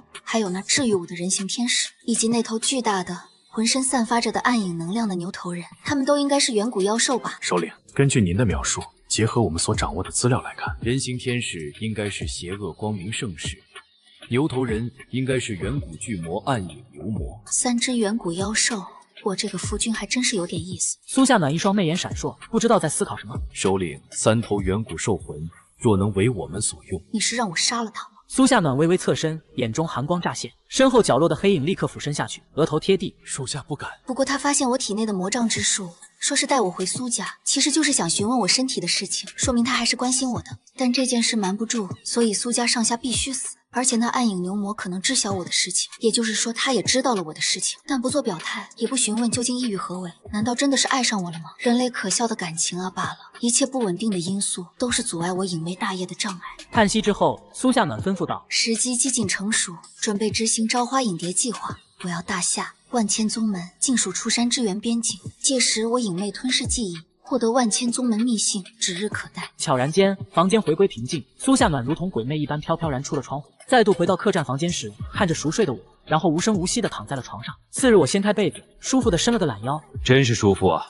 这一觉怎么睡得这么香吗？哼，旁边的苏夏暖揉着惺忪的睡影，缓缓地睁开了眼睛。夫君这一夜睡得可安好？累了好几天了，昨晚睡得实在是太香了。看着我脸上的表情，没有丝毫怀疑的迹象，苏夏暖撒着娇，伸出了双臂，抱我起来。起床干什么？1年之计在于春，1日之计在于晨。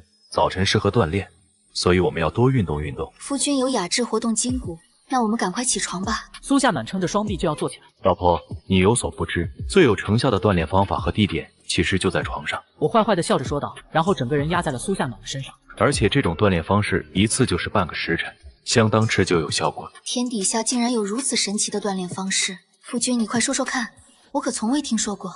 苏夏暖露出好奇有纯洁的眼神说道。我看着那清纯似一汪清泉般的眼睛，从中看不到任何其他的情绪。你要是真的不知道魔杖之术，真的不知道你自己身体的情况该多好。你要是真的只是苏家一个普通的千金大小姐该多好。看着近在咫尺，鼻尖都快要碰在一起的苏夏暖，我心中暗暗想到，如果真是这样，此生我豁出去命都要给你最大的幸福和安全感。可惜你为何要隐瞒呢？夫君，你在想什么呢？你还没有回答我呢。苏夏暖突然打断了我的思绪。我的这种锻炼方式能锻炼到让你腿软无力，异常兴奋。苏夏暖脸色渐渐羞红，她似乎已经猜出了什么，小鸟依人的别过脑袋，用小拳拳打着我的胸口。夫君讨厌，夫君讨厌就会欺负人家。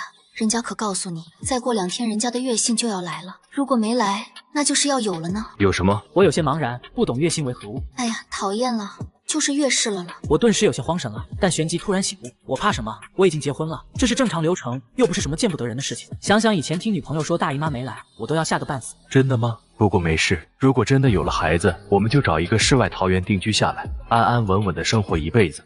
苏夏暖眼中充满了对这种生活的向往和期待，眼睛是不会骗人的，那是人感情真挚流露的窗户。我突然在这一刻对苏夏暖的隐瞒开始选择原谅。如果真的不是什么隐瞒了损人利己的事情，我们就这样挺好。我这样想着，然后轻轻地俯身下去。1个时辰过后，我气喘吁吁地翻身下床。与此同时，敲门声突然响起。客官，租房时间快到了，请问还续住吗？不了，你去准备一些午饭，我们吃过就走。好的，客官。店小二逐渐走远，我和苏夏暖开始穿起了衣服。而就在此时，我突然看到苏夏暖的胸前有一个黑色类似于太阳的印记，小小的不注意观察根本发现不了。以前没有注意到，是因为每次睡觉的时候都是摸黑进行的，所以看不到。今天刚起床，突然注意到了这个小小的不同，但我并未开口询问，而是记住了这个印记的样子，打算找个机会调查一下。穿好衣服后，2人洗漱后便下了楼准备吃饭。这个客栈规模还行，3层楼，1层是普通人吃饭喝酒的地方，2层是稍微有点档次的人吃饭喝酒的地方，而且还有包间，3层则是住宿者的房间。我和苏夏暖坐了下来，店小二已经将饭菜摆上桌，下来就能直接吃，服务还是蛮不错的。但就在此时，我突然看到2楼吃饭的人似乎多了很多，而且其中很多都穿着统一服饰，似乎是某个组织的人。这些都是什么人啊？我奇怪地看着周围，低语道：可能是个大御兽宗门的人吧。苏夏暖歪着小脑袋，用手托着下巴沉吟道：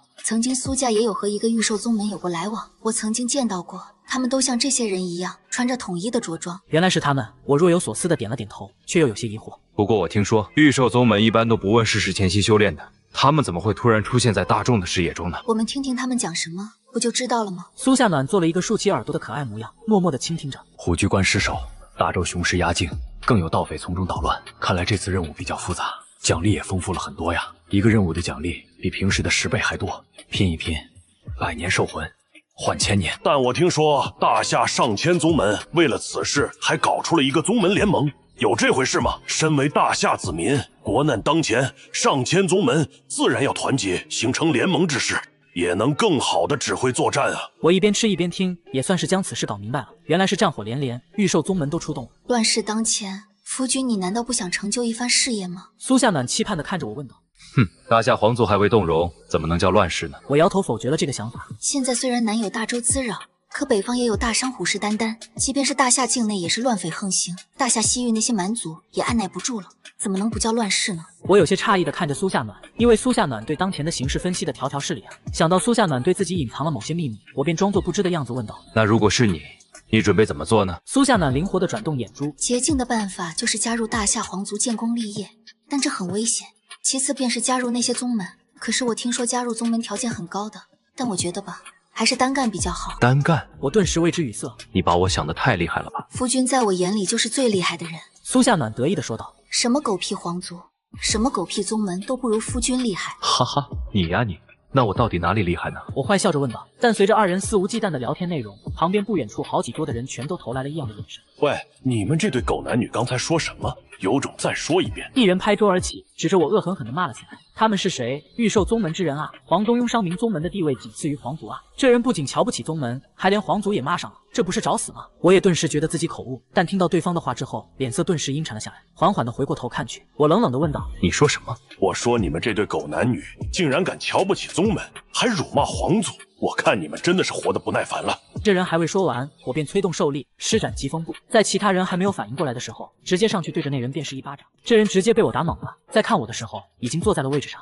马德，你敢打我？你知不知道我是谁？呼啦一下，同桌4、5人立刻就将我们2人团团围住。苏夏暖吓得立刻躲到了我的怀中。师兄，我看这2个人鬼鬼祟祟的，说不定是大周派过来的奸细。的确，胆敢辱骂皇族，辱骂各大宗门，除了大周的人，不会再有别人了。杀了他们！话音落后，其中一人便伸手向我抓来，兽力涌动，这人臂膀青筋暴起，充满了力量。而另外一人借机竟然向苏夏暖抓去。我拍桌而起，一手怀抱苏夏暖，一手向最近的一人抓去。与此同时，在我站起来的一瞬间，身后笑月银狼虚影浮现，随着我右手抓取，笑月银狼的前爪也狠狠地抓了过去。巨大的笑月银狼的爪子一巴掌过去，那人便被直接拍飞。轰！那人飞出5至6米，砸到了墙壁上，落下后又砸碎了一张桌子。马德，敢动我老婆，找死！我轻轻将苏夏暖保护在了身后，然后一人独自面对，剩下的4人靠着窗口。苏夏暖看着突然暴走的我，眼神中露出了不可思议的神色。那看似单纯且流露一丝恐惧的眼神之下，还带着一点点的冷峻。一个人的眼睛是不可能同时体现出这么多的感情来，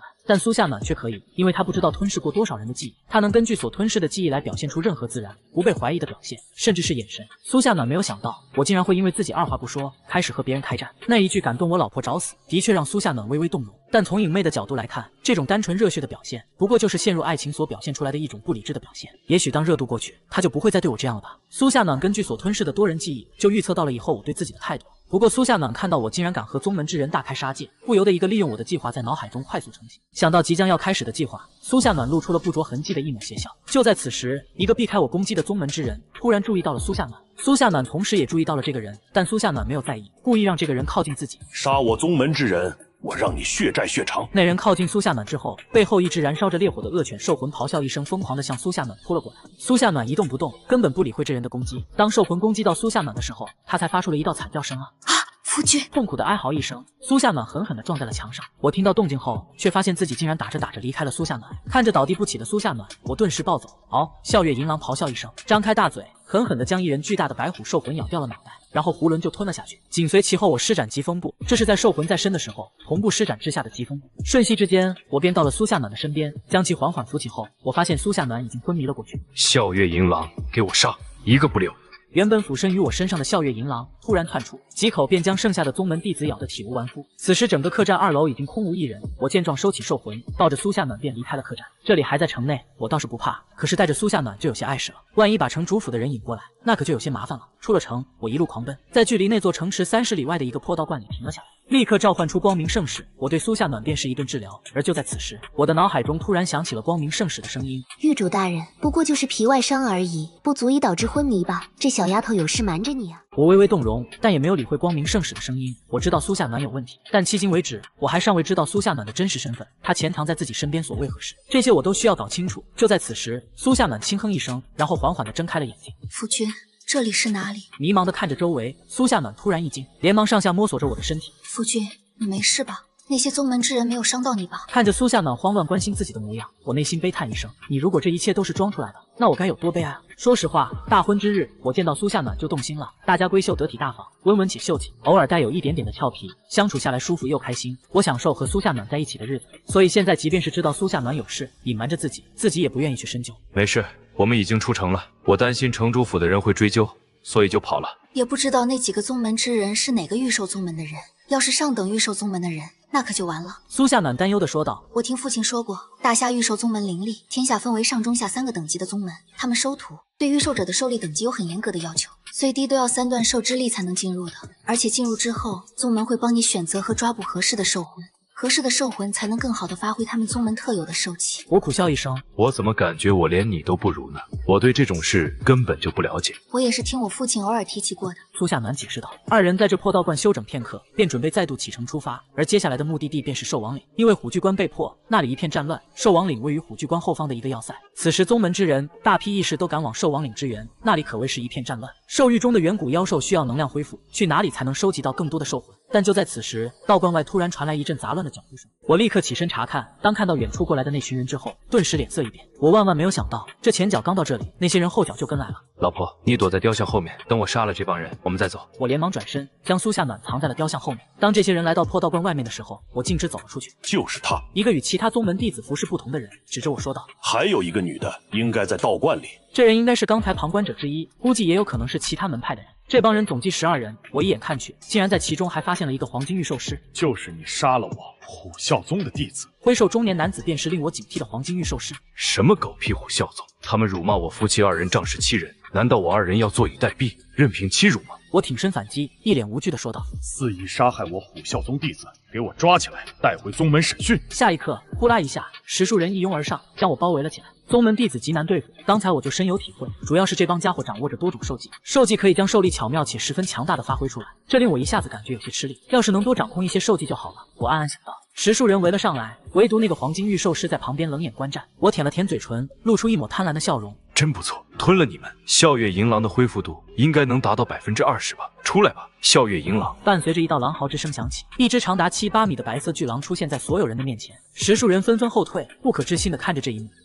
这是什么年份的兽魂？怎么这么大？这难道是寒冰风狼吗？不对呀，寒冰风狼没有这么大的，而且它所散发出来的气息也不是寒冰气息的。10数人对着巨大的笑月银狼指指点点，一下子竟然忘记了攻击。看到这里，我冷笑一声，下一刻双臂挥舞，狼爪臀部，顷刻间便有2人倒地。疾风步召唤兽魂，使用魂技，魂技以兽魂释放，威力比我自己释放要大10倍。笑月银狼巨大的身躯丝毫不影响速度，反而在疾风步快速奔跑的速度下，那10数人只觉得眼前一阵模糊，当有反应时，却已经倒地不起。那黄金御兽师率先反应过来，伴随着一道虎啸之声响起，一尊战虎虚影在这人身后浮现。下一刻，这战虎虚影逐渐凝聚，最后再度没入这人体内。但兽魂不是消失，而是与之合为一体，这便是黄金御兽师的专属能力，人兽合一。融合兽魂的御兽师能完美的发挥兽魂的威力，且施展的兽技威力比寻常要强上100倍。我雷霆出击，收割了10数人的生命，现场直接就只剩下这一个黄金御兽师。这黄金御兽师满眼都是震惊之色，环顾四周，本门弟子顷刻间毙命。这就算是自己出手，也无法在这么短的时间内杀死这么多人。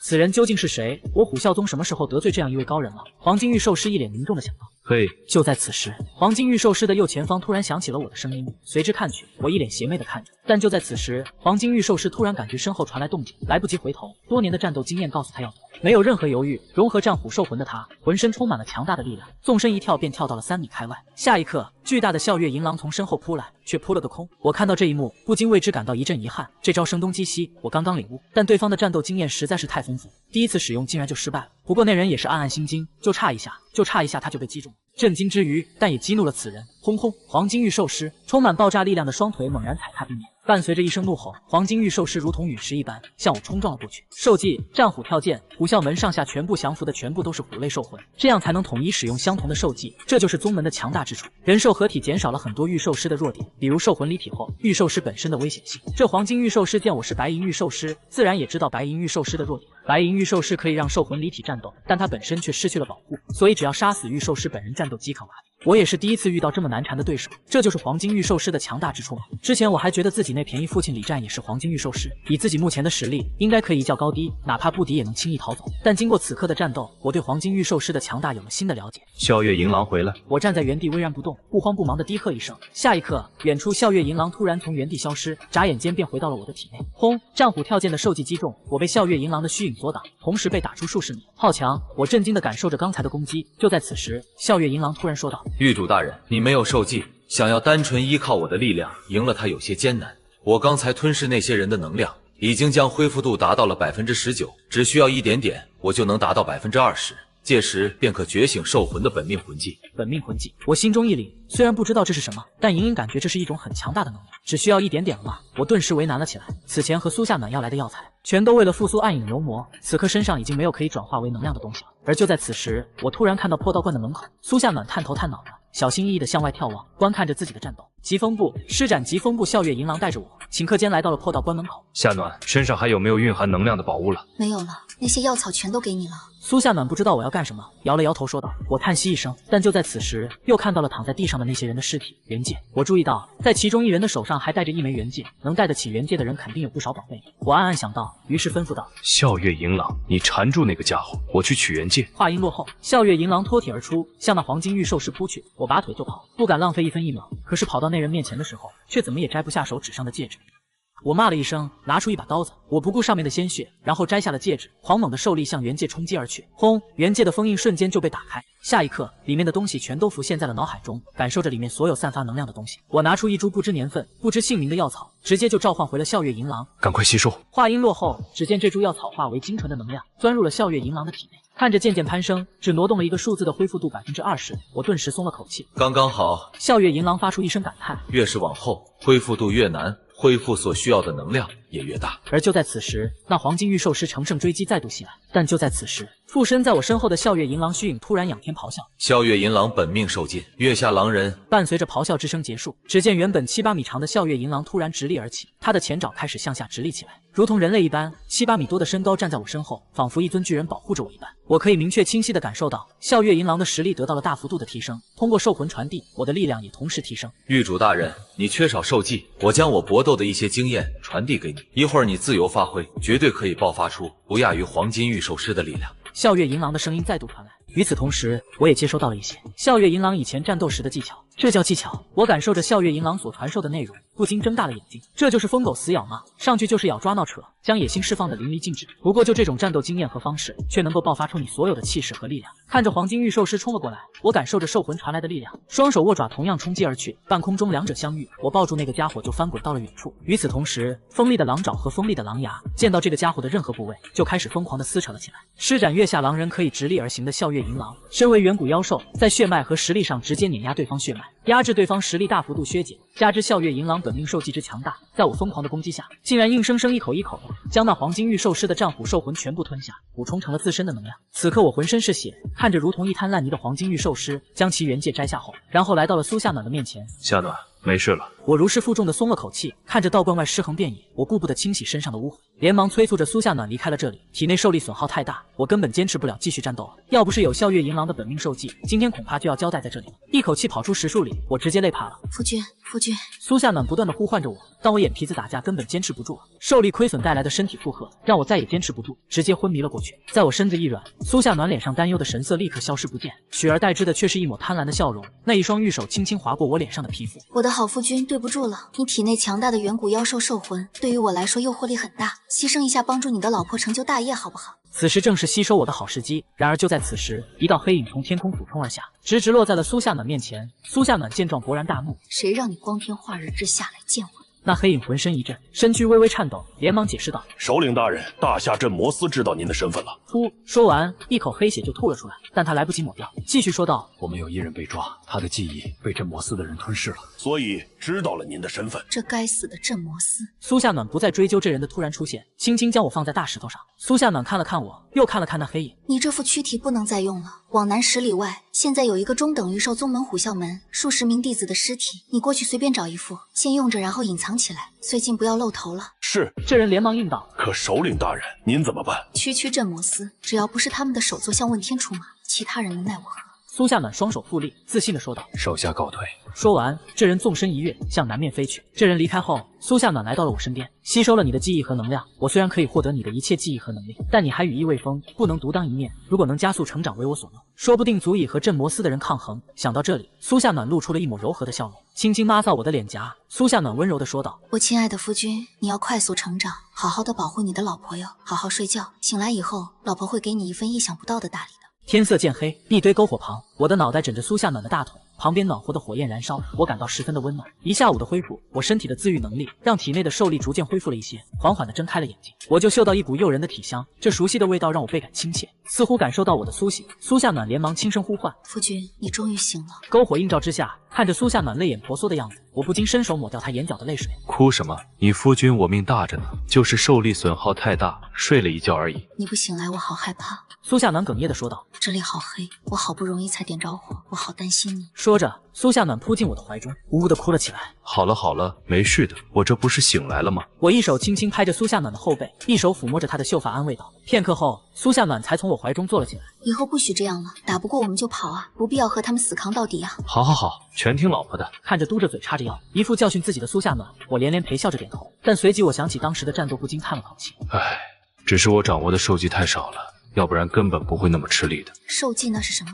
苏夏暖好奇地问道。一种用来和兽魂共同运作的攻击技能。夫君，你看看，是这些吗？说着，苏夏暖一脸迷茫地从手中的原戒中拿出了3本书籍，我好奇地接过来查看，这一看顿时眼前一亮。这就是兽技。下一刻，我不可置信地抬头看着苏夏暖。你哪里来的？就是我们出来之前，我从父亲房间中找到。哎呀，原来这就是受祭啊！苏夏暖若有所思地问道：“那这个能帮得上夫君吗？”等等，我看下。受祭是根据御兽师所拥有的兽魂种类来修炼的，适合的兽魂加上适合的受祭，可以发挥出成倍的威力。我去！我顿时惊呼一声：“这是玄级中品受祭！你们家三流家族怎么会拥有玄级中品受祭的？”我表现得不可置信，但苏夏暖心中却微微一凛，真是没想到，不入流的玄级受祭都让你这么吃惊。幸亏没拿出地级以上的受祭，要不然还会被怀疑的玄级中品风雷三杀。我被这本受祭深深地吸引进去，足足过了1刻钟才从沉浸中反应过来。玄妙，真是玄妙！这风雷三杀配合笑月银狼的兽魂，可以最大化将其施展出来，加上笑月银狼远古妖兽的血脉，威力无穷啊！夏暖，你真是我的福星啊！我放下受祭，抱住苏夏暖的脑袋就是一顿啃。哎呀，讨厌了！你的口水，你的口水！苏夏暖咯咯咯地笑着，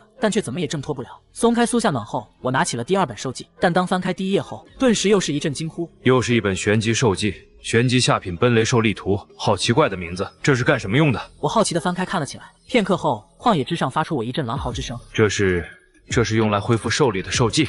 想到之前因为兽力枯竭而昏迷，我就感到一阵后怕。如果敌人有后援，可就危险了。那个时候陷入昏迷之中，敌人的后援赶来，可就完犊子了。而这本玄级下品的受祭却可以有效的恢复兽力。另外，这与其他普通的恢复兽力的受祭不同，它是在战斗中帮助恢复的，所以取名奔雷。你越是战斗激烈运转，兽力越狂猛，奔雷兽力图恢复的兽力就越多。这就相当于你一边开飞机一边加油续航，那是杠杠的。平息激动的心情后，我抱住苏夏暖又是一阵啃。此刻也许只有这种方式才能表达我的喜悦心情。最后，我打开了最后一本受祭，巴达手中的受祭突然掉在了地上。地级下品受祭，凌云城李家都没有地级受祭，你们家一个三流家族竟然有地级下品受祭！不可置信地看着苏夏暖，要知道我原来所属的李家，作为一个领城中的大家族，我拥有的最高受祭也才是玄级上品，而苏夏暖他们家一个需要攀附李家的三流家族，竟然拥有着让李家都羡慕嫉妒的地级下品受祭，这很厉害吗？看着我已经怀疑的样子，苏夏暖露出迷茫好奇的眼神，脑袋微微歪着一点点问道：“当然厉害了。”看到苏夏暖的样子，我就知道他恐怕也不知道。估计苏家以前也有一段神秘的过往，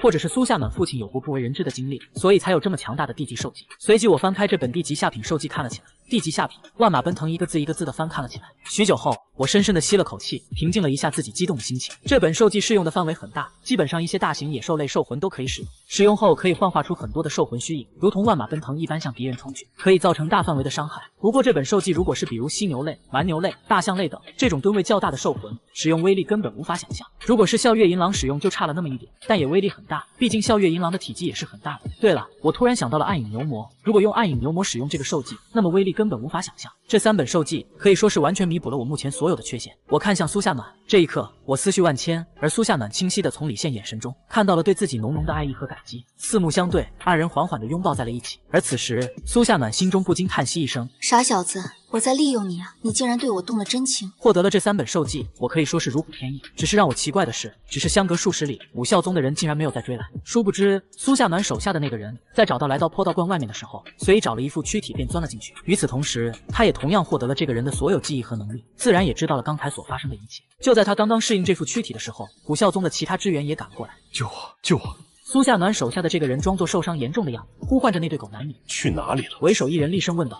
朝那边走了。这人指了另外一个相反的方向，就这样将虎啸宗的人给引开了。原界中有储备食物，我和苏夏暖吃了点东西后，苏夏暖便躺在我的怀中，昏昏沉沉的睡着了。而我则拿出厚厚的衣服铺在了大石头上，然后又拿出一些衣服给苏夏暖盖在了身上。篝火燃烧投入的树枝偶尔发出噼里啪啦的声音，火光映照下，我聚精会神地学习这3种受祭。次日清晨，我揉了揉惺忪的睡眼，苏夏暖还在自己怀中，像一只可爱的小猫咪蜷缩地睡着。察觉到我身体动了一下之后，苏夏暖也睁开了眼睛。旁边篝火已经熄灭，但是还有灰烬在燃烧，飘荡着一缕缕青烟。收拾好东西后，我和苏夏暖在不远处的河畔洗了把脸，然后继续开始上路。经过1晚上的休息，加上我修炼奔雷狩猎图，体内的所有兽力都已经彻底恢复，而且兽力储备上限也因此提高了不少。此时，在千里之外的凌云城李家，一伙身穿黑色长袍，上面绣着一只威武麒麟图的神秘人来到了李家。数十人骑着高大的战马停在了李家门口。李家门口的守卫看到如此气势汹汹的一伙人之后，立刻走上前去询问。镇摩斯办事，走开。为首之人亮出身份令牌，一把推开那人便走了进去。李家听闻消息后，李战带着一众长老连忙出门迎接，还未走到门口，镇摩斯的人便气势汹汹地走了进来。不知各位大人突然来访，有事原因？各位大人，快里面请。李战连忙让开一条路，将镇摩斯一众人带入大厅之中。各位大人，李战有些手足无措地看着镇摩斯的一众人，疑惑地询问道，但话还没说完就被打断。柳元城，苏家独女可嫁与你李家。苏家独女。李战稍稍疑惑，立刻恍然大悟。是，苏家独女嫁给了我那逆子李现，但他们叫他们出来。镇魔司一人冷冷地吩咐道。李战这个时候才看到，此人竟然是镇魔司一位执剑护卫。镇魔司上下分为4个等级。分别是首座镇魔司最高领导执剑，镇魔司高层管理带刀，镇魔司中流砥柱，还有司徒是镇魔司最低等级的成员。但即便是最低等级的司徒，也依然是各大城市中任何一个家族都不敢惹的存在。哪怕是一个带刀，连一些从城的城主都要礼让3分。而眼前一个执剑带领5个带刀，剩下10个司徒，这阵势哪是李家见过的呀？各位大人，你有所不知啊，此逆子乃是我李家长子，但前段时日他成年礼上尚未觉醒受力，按照我族规定被指婚苏家独女，然后委派永安县管理家族生意去了。可谁知他与他亲弟弟产生纠葛，竟然杀死了他亲弟弟，现在被我李家通缉，不知所踪啊！看着李战气愤且惶恐解释的样子，这位镇魔司执剑变性了3分。你知道隐瞒镇魔司的后果是什么吗？是，知道的。各位大人试问，在镇魔司各位大人面前，谁还敢有任何隐瞒啊？镇魔司只见护卫轻哼一声，然后转身向外走去。刚出李家大门，凌云城城主大人便赶过来。可谁知这位镇魔司执剑只是余光瞥了一眼，就从城主大人面前走过，理都没理。这城主大人显得不知所措地看看镇魔司的人。等到镇魔司的人走远后，城主大人才连忙询问：镇魔司突然来访是为了什么？是找我那逆子来了。我估计我那逆子肯定在外面惹了什么麻烦。李战不知所措地说道。城主大人顿时一惊：我可告诉你，李战，你们李家的事情可别给我凌云城带来什么麻烦，知道了没有？要不然我不会放过你的。是，城主大人放心。李战连连应道：我这就通告天下，将那逆子逐出李家，我和那逆子彻底断绝父子关系，以后见面必刀剑相见。如此甚好。城主大人一挥袖袍，然后转身便走。镇魔司一众人等出了城之后，便向柳原城方向疾驰而去。城主大人在城头之上目送这帮人离开，嘴里喃喃道：都惊动了镇魔司一位执剑，这又发生什么事情了？城主大人！城主府一位护卫匆匆忙忙走了过来。有消息了，说下嫁于李家的柳原城三流家族苏家，前几日满门上下120口被全部屠杀，据听说是……说着，这护卫突然降低了声音：是什么？快说！是影妹所为。什么？城主大人顿时睁大了眼睛。这影妹来大夏了，他们不是10年前被大周的人给消灭了吗？怎么现在又跑到了我们大夏来了？城主大人，不知道这影妹究竟是何物？旁边一位城主的亲信疑惑地问道。影妹是传承于远古时代的诡异生物，他们可以附身在人体内，获取这个人的所有记忆和能力。没有人知道他们长什么样子，说不定在我们周围也有影妹的人，也说不定。这位亲信顿时惊恐地看向周围。柳原城、镇魔司一众人半晌就赶到了这里。柳原城城主收到了消息，连忙带人出来迎接。柳原城城主镇魔司司徒骁勇参见，执剑大人。见到镇魔司为首这人，柳原城城主立刻单膝跪地，进去说话。镇魔司一众人雷厉风行地进了城，然后来到了城主府驻扎了下来。他们脸上没有丝毫的笑容，仿佛是不知疲倦的机器。刚刚坐下，便径直问道：将当日消息一五一十的给我全部说出来。是那苏夏暖，是苏家上下被杀之后次日清晨才来的。片刻后，镇魔司执剑大人狐疑地问道：是好端端的，为何要杀了他们一家上下呢？按理说，当时我们还尚未发现他的身份，难道是他们家人发现了他的身份吗？执剑大人思绪快速运转着，考虑着这其中的所有问题，可想了许久，还是想不出什么原因。那他们现在身处何处？根据探子回报，昨日他们在于歇城停留1夜，次日与中等御守宗门虎啸宗产生了冲突。那李家长子李现杀死了虎啸宗数人，然后逃离于歇城。什么？镇魔司执剑大人突然说道：那李现不是没有觉醒狩猎废人一个吗？不，据说他隐藏极深，而且根据其展示出来的兽魂年份最起码达到了上千年。柳原城城主骁勇依然有些不可置信地说道：呵呵，有趣。谁知那执剑大人不禁反喜，突然轻笑了起来。看来不出意外，他杀死苏家上下120口人，是为了怕那个李现发现。深知影妹行事方式的镇魔司立刻就猜想到了所有事情经过。只是现在更让我感兴趣的是，那个李现他究竟是知道苏夏暖的身份，还是不知道呢？如果知道的话，恐怕此人命不久矣。执剑大人深知影妹是不会让一个人类知道他们的身份的，他们千躲万藏，就是担心暴露藏于苏家、下嫁李家，种种行为都是为了隐藏自己的身份，甚至因为担心身份暴露，可以一夜之间杀死本体的一家人，毫不留情。柳岩城与谢城，看来他们此行目的应该是兽王岭。镇魔司执剑豁然站了起来，通知虎啸宗的人将行踪信息分享给他们，让他们先行前往兽王岭拦截苏夏马。越是靠近兽王岭，所遇到的人就越杂，有流匪逃兵、军队宗门形形色色的人出现在官道小路，每个人擦肩而过，警惕地看着对方。我让苏夏暖穿着一袭长袍，连戴帽子遮住那清纯动人的脸庞，这样可以大大减少很多不必要的麻烦。兽王岭是一座城池，大夏军队在城外，军队补给也在兽王岭这里。同时，这里靠近两国之间最大的一座妖兽森林，以一座横断山脉从中一劈两半，所以这里还养活了大量的佣兵。看着人来人往，位于妖兽大森林边缘的这座城池，我终于松了口气。然而，当我来到兽王岭城门楼的时候，却看到城门口边上聚集着一群人。我好奇地走了过去，踮起脚尖向里面看去。这一看，顿时脸色大变。那城墙上赫然贴着一张通缉犯的画像。有谁认识上面的字吗？念出来，让大家听听啊！让我看，让我看。一个带有书生气的青年挤了进去，但下一刻，这人脸色顿时一变。这是镇魔司的通缉令啊！旁边这张是御兽门派虎啸宗的，但大致内容一样。近日，凌云城李家长子李现夫妇二人抵达兽王岭。此前，李家长子李现因家族内部矛盾，恶意杀害亲生弟弟李潇，被李家以及凌云城通缉后，镇魔司发现李现妻子苏夏暖与敌国大周来往密切，现通缉李现夫妻二人，有抓捕者奖励10万2，另附凌云城李家公告。凌云城李家家主李战借此通告昭告天下。我李家家主李战早之前就与那逆子李现断绝了父子关系，日后相见必刀剑相向。这秀才一样的青年念完之后，周围的人立刻议论纷纷起来。这李家也是害怕了，竟然直接断绝了父子关系，害怕牵连他们。那是肯定的了。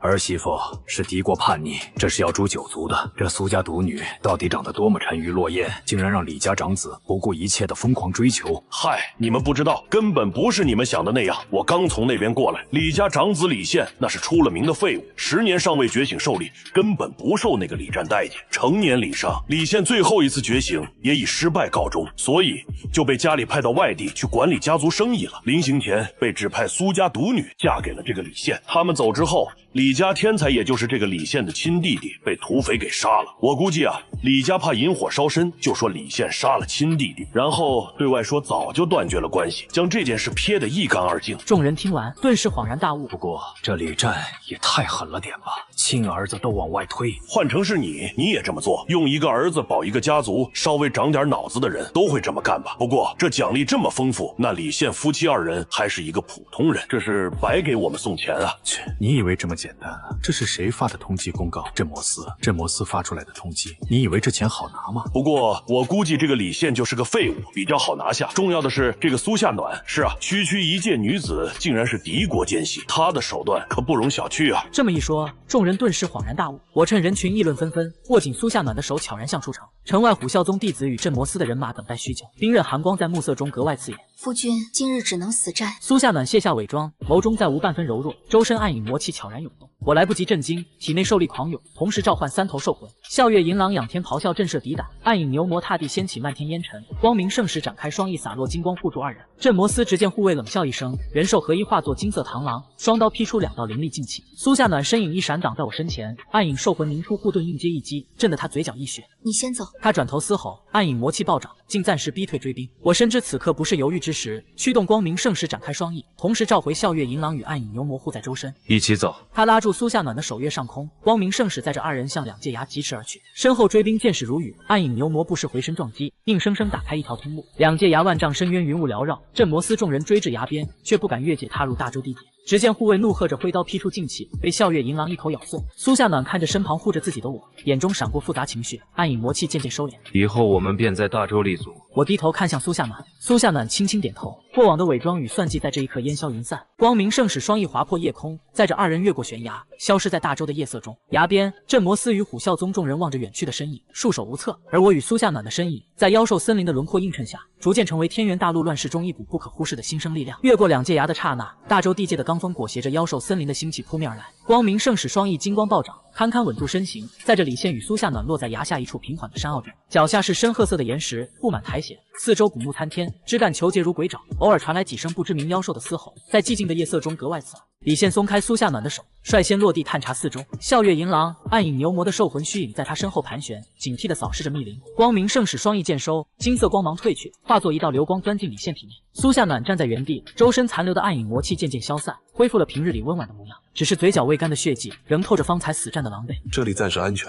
李现回身看向他，从怀中掏出一块干净的锦帕递过去，擦擦吧，刚才多谢你。苏夏暖接过锦帕，指尖触及布料的暖意，心中微动。他低头擦拭嘴角，避开李现的目光。我们是夫妻，本就该相互扶持。话音刚落，他突然身形一晃，闷哼一声，手扶着身旁的树干才勉强站稳。李现连忙上前扶住他，指尖触及他的手腕，只觉一片冰凉。你受伤了？他皱眉，立刻召唤出光明圣使，柔和的金光笼罩住苏夏暖。刚才为何不说？只是小伤，不碍事。苏夏暖轻声道，感受着体内翻腾的气血被金光渐渐抚平。他知道方才应接镇魔司执剑护卫的一击，虽有暗影兽魂护盾抵挡，却仍震伤了内府。若不是李现及时召回光明圣使治疗，恐怕此刻早已支撑不住。光明圣使治疗片刻后，化作流光消散。苏夏暖气色稍缓，抬头看向李现，眼中带着一丝复杂。夫君，你当真不怪我隐瞒身份？李现沉默片刻，在他身旁的岩石上坐下。怪过，从发现你体内的黑气，到苏家被灭门，再到柳元城城主的追杀，我一直疑惑你到底是谁。他转头看向苏夏暖，目光坦诚。但你数次舍身救我，这份情是真的。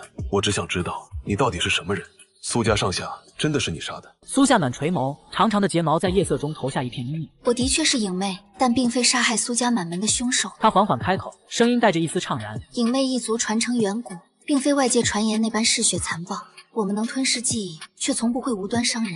苏家灭门是影妹中的叛逆所为，他们想借我的身份挑起大夏内乱，好趁机壮大势力。他顿了顿，继续说道：我自幼被苏家收养，苏家夫妇待我恩重如山，他们知道我的身份，却从未嫌弃，反而一直保护我。我之所以施展魔杖之术，封存寿元之地，就是为了隐藏身份，不连累他们。可没想到，最终还是没能护住他们。李现心中一震，看着苏夏暖眼中的悲戚，不似作为。那柳元城城主为何说你是影妹叛逆？他想要的是影妹吞噬记忆的能力。苏夏暖冷笑一声，眼中闪过一丝寒芒。他以为抓住我就能获取影妹的力量，称霸大夏。至于苏家灭门，不过是他顺水推舟，想将罪名嫁祸给我，好名正言顺地追杀我。李现默然，他想起柳元城城主那贪婪的眼神，想起苏家满门的惨状，心中涌起一股怒意。这笔账我会帮你讨回来。他沉声道，语气坚定。苏夏暖抬头看向他，眼中闪过一丝动容。他知道李现此刻说的话并非一时冲动，这个男人看似温和，却有着骨子里的执拗与担当。从大婚之日为他怒对李潇，到望龙杯舍命护他，再到如今明知他是影妹，仍选择相信他，这份情谊让他早已冰封的心渐渐有了暖意。夫君，谢谢你。他轻声道，主动靠向李现，将头枕在他的肩头。李现身体一僵，随即放松下来，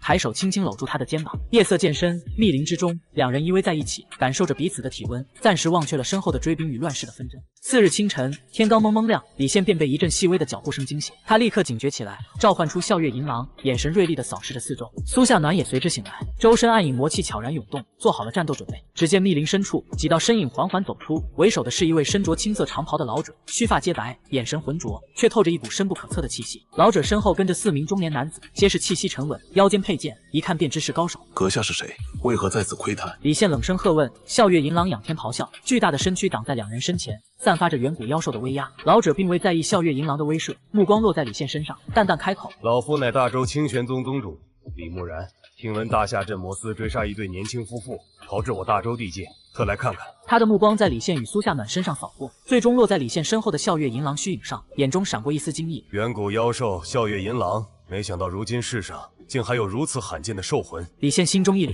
清玄宗，他曾听苏夏暖提起过，大周境内有3大顶级御兽宗门，清玄宗便是其中之一，实力雄厚，弟子遍布大周。没想到刚到大周就遇到了清玄宗的人，不知李宗主此番前来是敌是友？李现警惕地问道，体内兽力暗自运转，随时准备战斗。李木然微微一笑，非敌非友，只是老夫见阁下天赋异禀，年纪轻轻便拥有远古兽魂，实属难得。如今大夏与大周战乱不休，妖兽森林异动频发，正是用人之际。老夫有意邀请阁下加入清玄宗，不知阁下意下如何？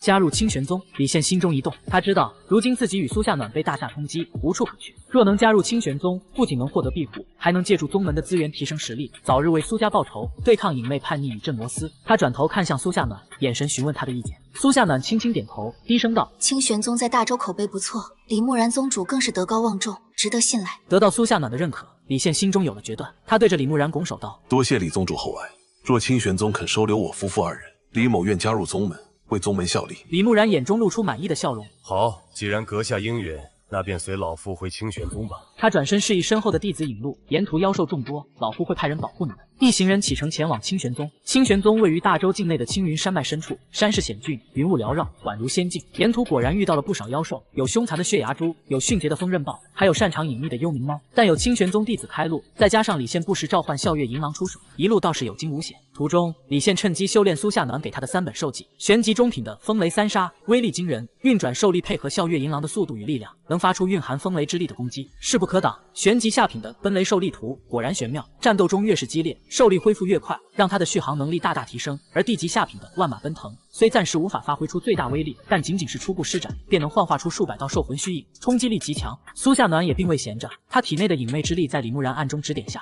渐渐趋于稳定。原来李木然早年曾偶遇过一位隐魅族人，知晓隐魅一族的秘辛。他看出苏夏暖体内的隐魅之力有些紊乱，便传授了他一套调和气息的法门，让他能更好地掌控自身力量。数日之后，众人终于抵达清玄宗。宗门山门巍峨壮观，由巨大的青石搭建而成，上面刻着清玄宗3个苍劲有力的大字，散发着淡淡的灵气。山门两侧各有一尊高达10丈的石兽雕像，分别是青龙与白虎，气势恢宏。进入山门后，沿着蜿蜒的石阶向上，沿途可见不少清玄宗弟子在修炼，有的在盘膝打坐，吸收天地灵气；有的在切磋武艺，兽魂虚影闪烁；还有的在炼制丹药，锻造兵器，一派欣欣向荣的景象。李木然将李现与苏夏暖带到宗门大殿，召集了各位长老议事。大殿之中气氛肃穆，7位长老分坐两侧，皆是气息沉凝，实力深不可测。诸位长老，这位是李现，这位是他的妻子苏夏暖。李木然介绍道：李现身怀远古兽魂笑月银狼，天赋异禀，答应加入我清玄宗。苏夏暖姑娘虽非御兽师，但身怀特殊能力，也可为宗门助力。7位长老闻言，目光纷纷落在李现身上，眼中带着审视与惊异。他们能感受到李现体内蕴含的强大兽力，以及笑月银狼身上散发出的远古威压。宗主，此人来自大夏，且被大夏镇魔司通缉，贸然收留，恐会给宗门带来麻烦。大长老皱着眉头说道，语气中带着一丝担忧。大长老所言不无道理。二长老附和道：如今大夏与大周关系紧张，若收留大夏通缉犯，难免会被大夏抓住把柄，引发两国更大的冲突。李木然微微一笑：诸位长老多虑了。李现虽来自大夏，但他与大夏镇魔司有着血海深仇，如今已是大夏的敌人，自然是我大周的朋友。再者，李现天赋极高，潜力无穷，若能悉心培养，将来必能成为我清玄宗的中流砥柱，甚至能帮助我宗抗衡妖兽森林中的强大妖兽。如此人才，我们岂能错过？他顿了顿，继续说道：至于大夏方面，他们若敢因此发难，我清玄宗也并非好惹的。我已派人打探过，李现夫妇被通缉，实则是遭人陷害。此事我们战者理，大夏若敢贸然出手，只会让天下人耻笑。各位长老闻言纷纷点头，他们深知李木然的远见卓识，既然宗主都这么说了，他们自然不再反对。既然宗主心意已决，我等无异议。大长老说道：不知宗主打算如何安排李现夫妇？李现天赋出众，可直接拜入内门，成为核心弟子，由我亲自教导。李木然说道：苏夏暖姑娘则可进入外门，若日后表现出色，再晋升内门。众人皆无异议。议事结束后，李木然让人带李现与苏夏暖去各自的住处。李现的住处位于内门的青云峰，环境清幽，灵气浓郁，屋内设施齐全。苏夏暖的住处则在外门的翠竹峰，距离青云峰不远，方便两人相互照应。安顿下来后，李现便开始了在清玄宗的修炼生活。李木然果然信守承诺，对他悉心教导，不仅指点他修炼兽技，还传授他不少御兽之道。李现本身兽力底子扎实，又身怀10段先天满兽力，再加上有远古兽魂相助，修炼进度一日千里。短短1个月时间，他对风雷3杀的掌控已炉火纯青，施展起来风雷大作，威力比之前提升了数倍。奔雷兽力图也修炼至小成，战斗中兽力恢复速度大增，几乎不用担心兽力枯竭的问题。而万马奔腾，在李木然的指点下，他也找到了诀窍，能幻化出上千道兽魂虚影，冲击力惊人。与此同时，笑月银狼的恢复度也在稳步提升。清玄宗资源丰富，李木然每月都会给李现提供不少珍稀的药草和妖兽内丹，让他用来滋养笑月银狼。如今，笑月银狼的恢复度已达到30%，实力堪比3000年份的兽魂，体型也增长到了9丈多长，威慑力更强。暗影牛魔和光明圣石也并未被冷落。李现利用多余的能量，让暗影牛魔的恢复度达到了15%，其防御能力和力量都有了显著提升。光明圣使的恢复度则达到了10%，治疗能力更强，还能释放出金色护盾，防御效果极佳。苏夏暖在清玄宗的日子也过得十分充实。他在外门勤奋修炼，李木然传授的调和气息法门让他受益匪浅，体内的隐魅之力越发精纯，不仅能更好的隐藏身形，还能短时间内提升速度和力量。同时，他还利用隐魅吞噬记忆的能力，学习了不少大周的语言、文字和风土人情，渐渐融入了这里的生活。期间，李现也曾遇到过一些挑战。清玄宗内门弟子众多，不乏天赋出众之辈，其中有不少人对李现这个外来者心存不满，认为他凭借远古兽魂一步登天，不配成为核心弟子。其中，以二长老的孙子林峰最为突出。林峰乃是清玄宗年轻一代的佼佼者，兽魂是罕见的惊翅大鹏，速度极快，实力强劲，被誉为清玄宗未来的希望。他一直对核心弟子的位置虎视眈眈。如今李现空降成为核心弟子，还得到宗主的亲自教导，让他心中妒火中烧。一日，李现正在青云峰的演武场修炼风雷三杀，林峰带着几名跟班找上门来。李现，你一个大夏来的通缉犯，也配成为我清玄宗的核心弟子？林峰双手抱胸，居高临下的看着李现，语气中充满了不屑。李现停下修炼，冷冷的看着他：我是否配得上，不是你说了算。有本事我们手底下见真章。好，这可是你说的。林峰眼中闪过一丝狠厉。今日我便让你知道，什么才是真正的核心弟子。他体内兽力运转，身后金翅大鹏虚影浮现，一斩达数丈，散发着凌厉的气息。林峰师兄，教训他，让他知道我们清玄宗的厉害。旁边的跟班纷纷起哄。李现嘴角勾起一抹冷笑，体内兽力狂涌，笑月银狼虚影瞬间浮现，9丈多长的身躯遮天蔽日，远古妖兽的威压让周围的空气都变得凝滞。远古兽魂又如何？今日我便斩了你这孽畜！林峰怒吼一声，金翅大鹏展翅高飞，俯冲而下，锋利的爪子带着凌厉的劲气，抓向笑月银狼。来得好！李现一声大喝，风雷三杀施展而出，笑月银狼周身环绕着风雷之力，迎向金翅大鹏。轰！两者碰撞在一起，巨大的冲击力震得演武场地面裂开一道道缝隙。金翅大鹏的爪子抓在笑月银狼的身上，却被其坚硬的皮毛弹开，反而被风雷之力震得连连后退。林峰脸色一变，没想到笑月银狼的防御如此强悍，他不甘心，操控着金翅大鹏再次发起攻击，翅膀扇动，无数道锋刃射向李现。李现丝毫不惧，召唤出光明圣使，金色护盾展开，将所有锋刃尽数挡下。同时，他运转奔雷兽力图，体内兽力快速恢复，操控着笑月银狼发起反击。笑月银狼身形一闪，化作一道白光，瞬间出现在金翅大鹏身后，巨大的狼口张开，咬向金翅大鹏的翅膀。金翅大鹏反应不及，翅膀被狠狠咬住，发出一声凄厉的惨叫。林峰只觉脑海中一阵剧痛，兽魂与主人心神相连，金翅大鹏受伤，他也受到了牵连。他连忙操控金翅大鹏挣脱笑月银狼的撕咬，狼狈的后退。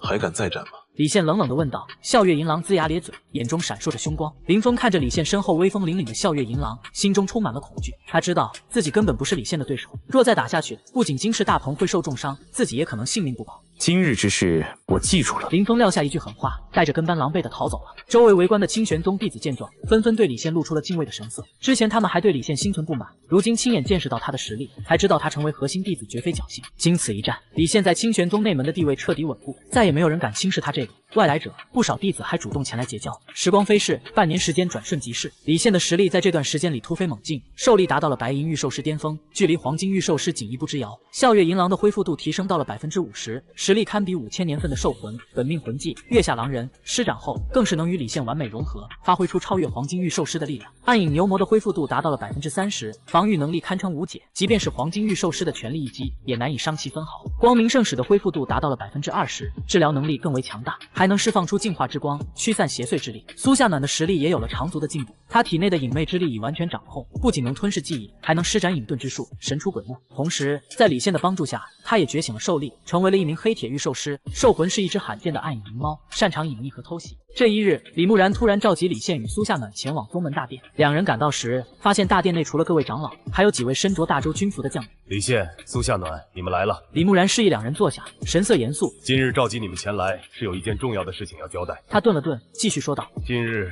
妖兽森林异动频繁，大量妖兽冲出森林，袭击边境城镇，造成了巨大的人员伤亡和财产损失。经过探查，发现是妖兽森林深处的远古妖兽幽冥魔龙苏醒了。幽冥魔龙生性残暴，实力强大，若不加以阻止，恐怕会引发更大的灾难。幽冥魔龙，李现心中一震，他曾在兽域的古籍中看到过关于幽冥魔龙的记载。幽冥魔龙是远古时期的顶级妖兽，实力堪比黄金御兽师巅峰，甚至能与星辰御兽师抗衡。其体内蕴含着强大的幽冥之力，所过之处生灵涂炭。宗主，不知我们需要做些什么？李现问道。幽冥魔龙实力强大，仅凭我清玄宗一己之力，难以将其制服。李木然说道。大周皇室已决定组建一支讨伐大军，由我担任统帅，联合各大宗门的弟子，共同前往妖兽森林，斩杀幽冥魔龙。我打算让你担任先锋官，率领一部分弟子先行开路，不知你是否愿意？弟子愿意。李现毫不犹豫地答应下来。斩杀幽冥魔龙不仅能为大周百姓除去一大祸害，还能获得大量的妖兽内丹和能量，让笑月银狼等兽魂的恢复度进一步提升。更重要的是，这是一个证明自己的机会，让所有人都知道他李现并非只会依靠远古兽魂的废物。苏夏暖也站起身道：宗主，我也愿意随夫君一同前往，助他一臂之力。好，李木然点了点头。有你们夫妇二人相助，大势可期。讨伐大军3日后出发，你们回去准备一下吧。回到住处后，李现与苏夏暖开始为出征做准备。李现将所有蕴含能量的药草和妖兽内丹都整理出来，以备不时之需。苏夏暖则收拾了一些衣物和疗伤丹药，同时将自己的隐遁之术和暗影灵猫的能力再次巩固了一番。3日后，讨伐大军在清玄宗山门外集结，大军规模庞大，共有5万余人，其中包括清玄宗、天剑门、万寿谷3大顶级宗门的弟子，以及大周皇室的精锐军队。将士们个个精神抖擞，兽魂虚影闪烁，气势恢宏。李木然一身戎装，站在高台上，大声说道：“诸位将士，妖兽森林的幽冥魔龙苏醒，残害我大周百姓，践踏我大周国土。今日我们集结于此，便是要讨伐幽冥魔龙，保卫家园。我相信，只要我们同心协力，必定能斩杀此僚，凯旋而归。斩杀魔龙，保卫家园。”5万将士齐声呐喊，声音震天动地。随后，大军浩浩荡荡地向妖兽森林进发。妖兽森林广袤无垠，遮天蔽日，里面危机四伏。沿途，他们遇到了大量被幽冥魔龙气息影响而变得狂暴的妖兽，有巨型蜘蛛、食人花、毒蜥等。李现作为先锋官，率领1000名清玄宗弟子冲在最前面。他召唤出笑月银狼和暗影牛魔，前者负责冲锋陷阵，后者负责防御掩护。苏夏暖则施展隐遁之术，配合暗影灵猫，在暗中偷袭，斩杀那些隐藏在暗处的妖兽。风雷三杀、万马奔腾等兽技交替施展，李现如同战神一般，所向披靡。笑月银狼的风雷之力，暗影牛魔的巨力冲撞，光明圣使的治疗与防御，再加上苏夏暖的暗中配合，一路下来，虽然遭遇了不少凶险，但都化险为夷，斩杀了无数妖兽。大军推进了10余日，终于抵达了妖兽森林深处。这里的空气弥漫着浓郁的幽冥之力，让人感到阵阵寒意。远处，一座巨大的火山矗立在天地之间，火山口不断喷出黑色的烟雾，隐约能听到龙吟之声，震耳欲聋。幽冥魔龙就在那座火山之中。李木然指着远处的火山说道，神色凝重：“诸位将士，准备战斗！”大军立刻做好战斗准备。李现与苏夏暖并肩站在阵前，体内兽力运转到极致，3只兽魂虚影同时浮现，散发着强大的气息。就在此时，火山口突然喷出一股巨大的黑色能量柱，直冲云霄。紧接着，一只巨大的魔龙从火山口飞出，体长数十丈，浑身覆盖着黑色的鳞片，翅膀展开，遮天蔽日。其头部狰狞可怖，一双血红色的眼睛如同灯笼一般，散发着嗜血的光芒。吼！幽冥魔龙发出一声震天动地的咆哮，巨大的音浪让不少将士头晕目眩，甚至有些实力较弱的弟子直接被震晕过去。动手！李木然一声令下，率先发起攻击。他体内兽力狂涌，身后浮现出一只巨大的玄武兽魂，玄武龟甲展开，化作一道巨大的护盾，护住大军。同时，玄武喷出一道蕴含着水之力量的光柱，射向幽冥魔龙。各大宗门的长老和将领也纷纷出手，各种兽魂虚影浮现，兽技漫天飞舞，无数道攻击射向幽冥魔龙。幽冥魔龙丝毫不惧，翅膀扇动，无数道黑色的幽冥弹射向大军。同时，他张口喷出一道巨大的幽冥火焰，所过之处，草木枯萎，岩石融化。轰轰轰！双方攻击碰撞在一起，巨大的冲击力让整个大地都在颤抖。不少将士被幽冥火焰和幽冥弹击中，瞬间化为灰烬。大家小心！李现大声提醒，操控着笑月银狼和暗影牛魔冲了上去。笑月银狼周身环绕着风雷之力，避开幽冥弹的攻击，纵身一跃，扑向幽冥魔龙的翅膀。暗影牛魔则挡在大军前方，巨大的身躯硬生生扛住了幽冥火焰的攻击。龟甲般的皮肤虽然被烧得焦黑，却并未被攻破。苏夏暖施展隐遁之术，悄然来到幽冥魔龙的下方。暗影灵猫化作一道黑影，扑向幽冥魔龙的腹部，锋利的爪子抓向其鳞片缝隙。幽冥魔龙感受到腹部传来的疼痛，怒吼一声，巨大的尾巴横扫而来。苏夏暖反应极快，隐遁之术施展到极致，险之又险地避开了攻击。李现抓住机会，风雷三杀全力施展。笑月银狼口中喷出一道巨大的风雷光柱，击中幽冥魔龙的翅膀。只听咔嚓一声，幽冥魔龙的翅膀被击中，鳞片碎裂，黑色的血液流淌而出。后，幽冥魔龙彻底被激怒，放弃了攻击大军，转而向李现扑来。巨大的爪子带着毁灭般的力量抓向李现。夫君小心！苏夏暖惊呼一声，想要冲过去救援，却被幽冥魔龙扇动翅膀产生的气流挡住。李现神色一凝，没有丝毫畏惧。他召唤出光明圣使，金色护盾展开，同时运转奔雷兽力图，体内兽力快速恢复。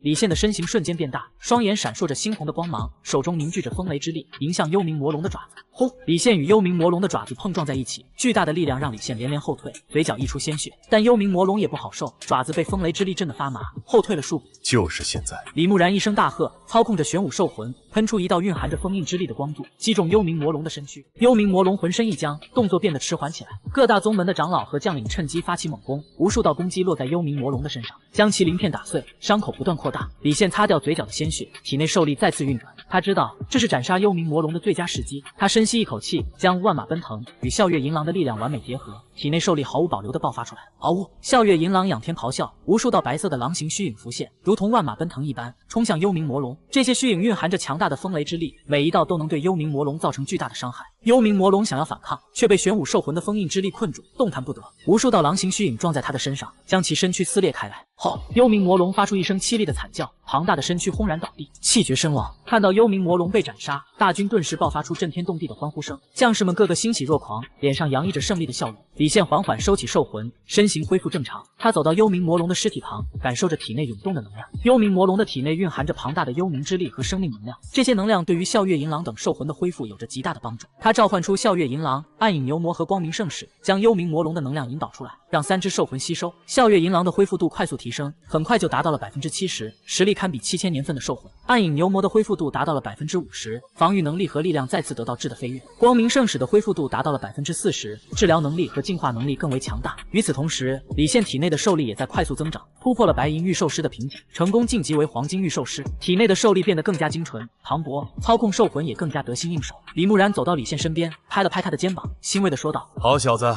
干得漂亮！此次斩杀幽冥魔龙，你居功至伟。”多谢宗主夸奖，这都是大家共同努力的结果。李现谦虚地说道。苏夏暖走到李现身边，眼中满是骄傲与关切。夫君，你没事吧？我没事。李现握住苏夏暖的手，微微一笑。我们成功了。斩杀幽冥魔龙后，大军班师回朝。大周皇室对清玄宗和李现等人给予了极高的赏赐。李现被封为魔龙将军，赏赐了大量的金银财宝、珍稀药草和妖兽内胆。苏夏暖也被封为暗影夫人，获得了不少赏赐。回到清玄宗后，李现并没有停下修炼的脚步，他利用皇室赏赐的资源，继续提升自己的实力，同时帮助苏夏暖提升兽力。苏夏暖的实力也稳步提升，很快就晋级为青铜御兽师，暗影灵猫的能力也越来越强。期间，李现也没有忘记为苏家报仇，他派人打探柳元城城主和影妹叛逆的消息，得知柳元城城主因未能抓住苏夏暖，被大夏皇室问责，已经被贬为庶民，而影妹叛逆则在大夏境内掀起了更大的风浪，控制了不少城镇，与镇魔司相互勾结，残害百姓。李现知道是时候回去了结这一切了，他向李木然告辞，打算带着苏夏暖返回大夏，铲除影妹叛逆，为苏家报仇雪恨。李木然虽然不舍，但也理解李现的心意，他给了李现大量的资源和人手，让他能够顺利完成复仇大计。离开清玄宗后，李现与苏夏暖率领着李木然派给的1000名清玄宗弟子，踏上了返回大夏的征程。如今的他们实力早已今非昔比，李现是黄金御兽师，苏夏暖是青铜御兽师，再加上笑月银狼等强大的兽魂，以及1000名精锐的清玄宗弟子，足以应对任何挑战。沿途他们遇到了不少影妹叛逆和镇魔司的人，李现毫不留情，率领众人展开厮杀。笑月银狼的风雷之力，暗影牛魔的巨力冲撞，光明圣使的治疗与净化，再加上苏夏暖的隐遁偷袭和清玄宗弟子的配合，一路所向披靡，斩杀了无数敌人。经过数日的跋涉，他们终于抵达了柳元城。此时的柳元城已经被影妹叛逆完全控制，城内百姓苦不堪言，影妹叛逆在城内烧杀抢掠，无恶不作，镇魔司的人则在一旁坐视不管，甚至与影妹叛逆同流合污。这些李现看到城内的惨状，眼中充满了怒火。他立刻下令准备攻城，清玄宗弟子立刻展开攻势，攻城锤撞击城门，弓箭手射杀城墙上的敌人。影妹叛逆和镇魔司的人也进行了顽强的抵抗，无数道攻击从城墙上射下。李现纵身一跃，跳到城门上方，笑月银狼虚影浮现，风雷三杀施展而出，将城门上的敌人斩杀殆尽。苏夏暖则施展隐遁之术，悄然潜入城内，打开了城门。城门打开后，清玄宗弟子一拥而入，与影妹叛逆和镇魔司的人展开了巷战。李现与苏夏暖并肩作战，所向披靡。笑月银狼一口一个将影妹叛逆撕成碎片，暗影牛魔横冲直撞，将镇魔司的人撞得粉身碎骨。光明圣使则在一旁释放净化之光，驱散影妹叛逆的幽冥之力，治疗受伤的弟子。战斗持续了整整1天1夜，柳元城内血流成河，最终影妹叛逆被全部斩杀，镇魔司的人也被一网打尽。那个被贬为庶民的柳元城城主也被李现找到，亲手为苏家报了仇。收复柳元城后，李现并没有停下脚步，他率领众人继续前进，先后收复了被影妹叛逆控制的数十座城镇，斩杀了大量的影妹叛逆和镇魔司成员。他的名声也在大夏境内传开，百姓们纷纷称他为救世主，不少受影妹叛逆迫害的人也纷纷加入他的队伍，让他的势力越来越强大。数月后，李现率领着大军抵达了凌云城。此时的凌云城已经被影妹叛逆的首领控制。影妹首领是一位实力强大的星辰御兽师，兽魂是远古影兽，擅长隐匿和偷袭，实力深不可测。凌云城外，李现的大军与影妹叛逆的大军对峙。影妹首领站在城楼上，看着李现，眼中带着一丝不屑。李现，没想到你一个废物竟然能走到今天这一步，不过今日你注定要死在这里。废话少说，李现冷冷地说道。你残害无辜百姓，屠杀苏家满门，今日我便要为死去的人报仇。报仇就凭你？影妹首领冷笑一声，体内兽力运转，远古影兽虚影浮现，巨大的身躯笼罩着浓郁的幽冥之力。我乃星辰御兽师，你不过是一个小小的黄金御兽师，也敢与我抗衡？那就试试。李现一声大喝，体内兽力狂涌，笑月银狼、暗影牛魔、光明圣使三只兽魂同时浮现，与他完美融合。他的身形瞬间变大，周身环绕着风雷之力、幽冥之力和光明之力三种力量相互交织，散发出超越黄金御兽师的强大气息。这不可能！影魅首领脸色一变，不敢置信地看着李现。你怎么可能同时掌控3种不同属性的力量？李现没有回答，纵身一跃，扑向影魅首领。3种力量在他手中凝聚，形成一道巨大的能量光柱，射向影魅首领。影魅首领不敢大意，操控着远古影兽，喷出一道巨大的幽冥光柱，迎向李现的攻击。轰！2道光柱碰撞在一起，巨大的冲击力让整个凌云城都在颤抖，周围的建筑纷纷倒塌，烟尘弥漫。李现被巨大的冲击力震得连连后退，嘴角溢出鲜血。影魅首领也不好受，远古影兽被震得连连后退，身上的幽冥之力波动不稳。没想到你竟然如此强悍！影魅首领眼中闪过一丝凝重。不过，你以为这样就能打败我吗？他体内兽力再次爆发，远古影兽的气息变得更加狂暴。远古影兽暗影吞噬。远古影兽张开巨大的嘴巴，一股强大的吞噬之力爆发出来，想要将李现吞噬。李现神色一凝，知道不能硬抗，他运转奔雷兽力图，体内兽力快速恢复，同时操控着3种力量，形成一道防御屏障，挡住了吞噬之力。苏夏暖，动手！李现大声喊道。苏夏暖早已做好准备，他施展隐遁之术，悄然来到影魅首领的身后，暗影灵猫化作一道黑影，扑向影魅首领的后心。同时，他体内的影魅之力爆发，释放出一道暗影之刃，刺向影魅首领。影魅首领感受到身后传来的威胁，想要转身防御，却被李现的攻击死死缠住。暗影之刃狠狠刺中他的后心，影魅首领闷哼一声，体内的兽力瞬间紊乱。李现抓住机会，3种力量全力爆发，一道更加巨大的能量光柱射向影魅首领。轰！影魅首领被能量光柱击中，远古影兽发出一声凄厉的惨叫，消散在空气中。影魅首领浑身是血，倒在地上，气息奄奄。李现走到影魅首领面前，冷冷地看着他：“这就是你残害无辜的下场。”影魅首领看着李现，眼中充满了不甘和恐惧。我不敢信，我乃影魅一族的天才，竟然败在你一个人类手中。李现没有再理会他，一脚踩下去，结束了他的性命。斩杀影魅首领后，凌云城的影魅叛逆群龙无首，很快就被李现的大军剿灭。李家的人得知李现回来了，并且成为了拯救凌云城的英雄，纷纷出城迎接。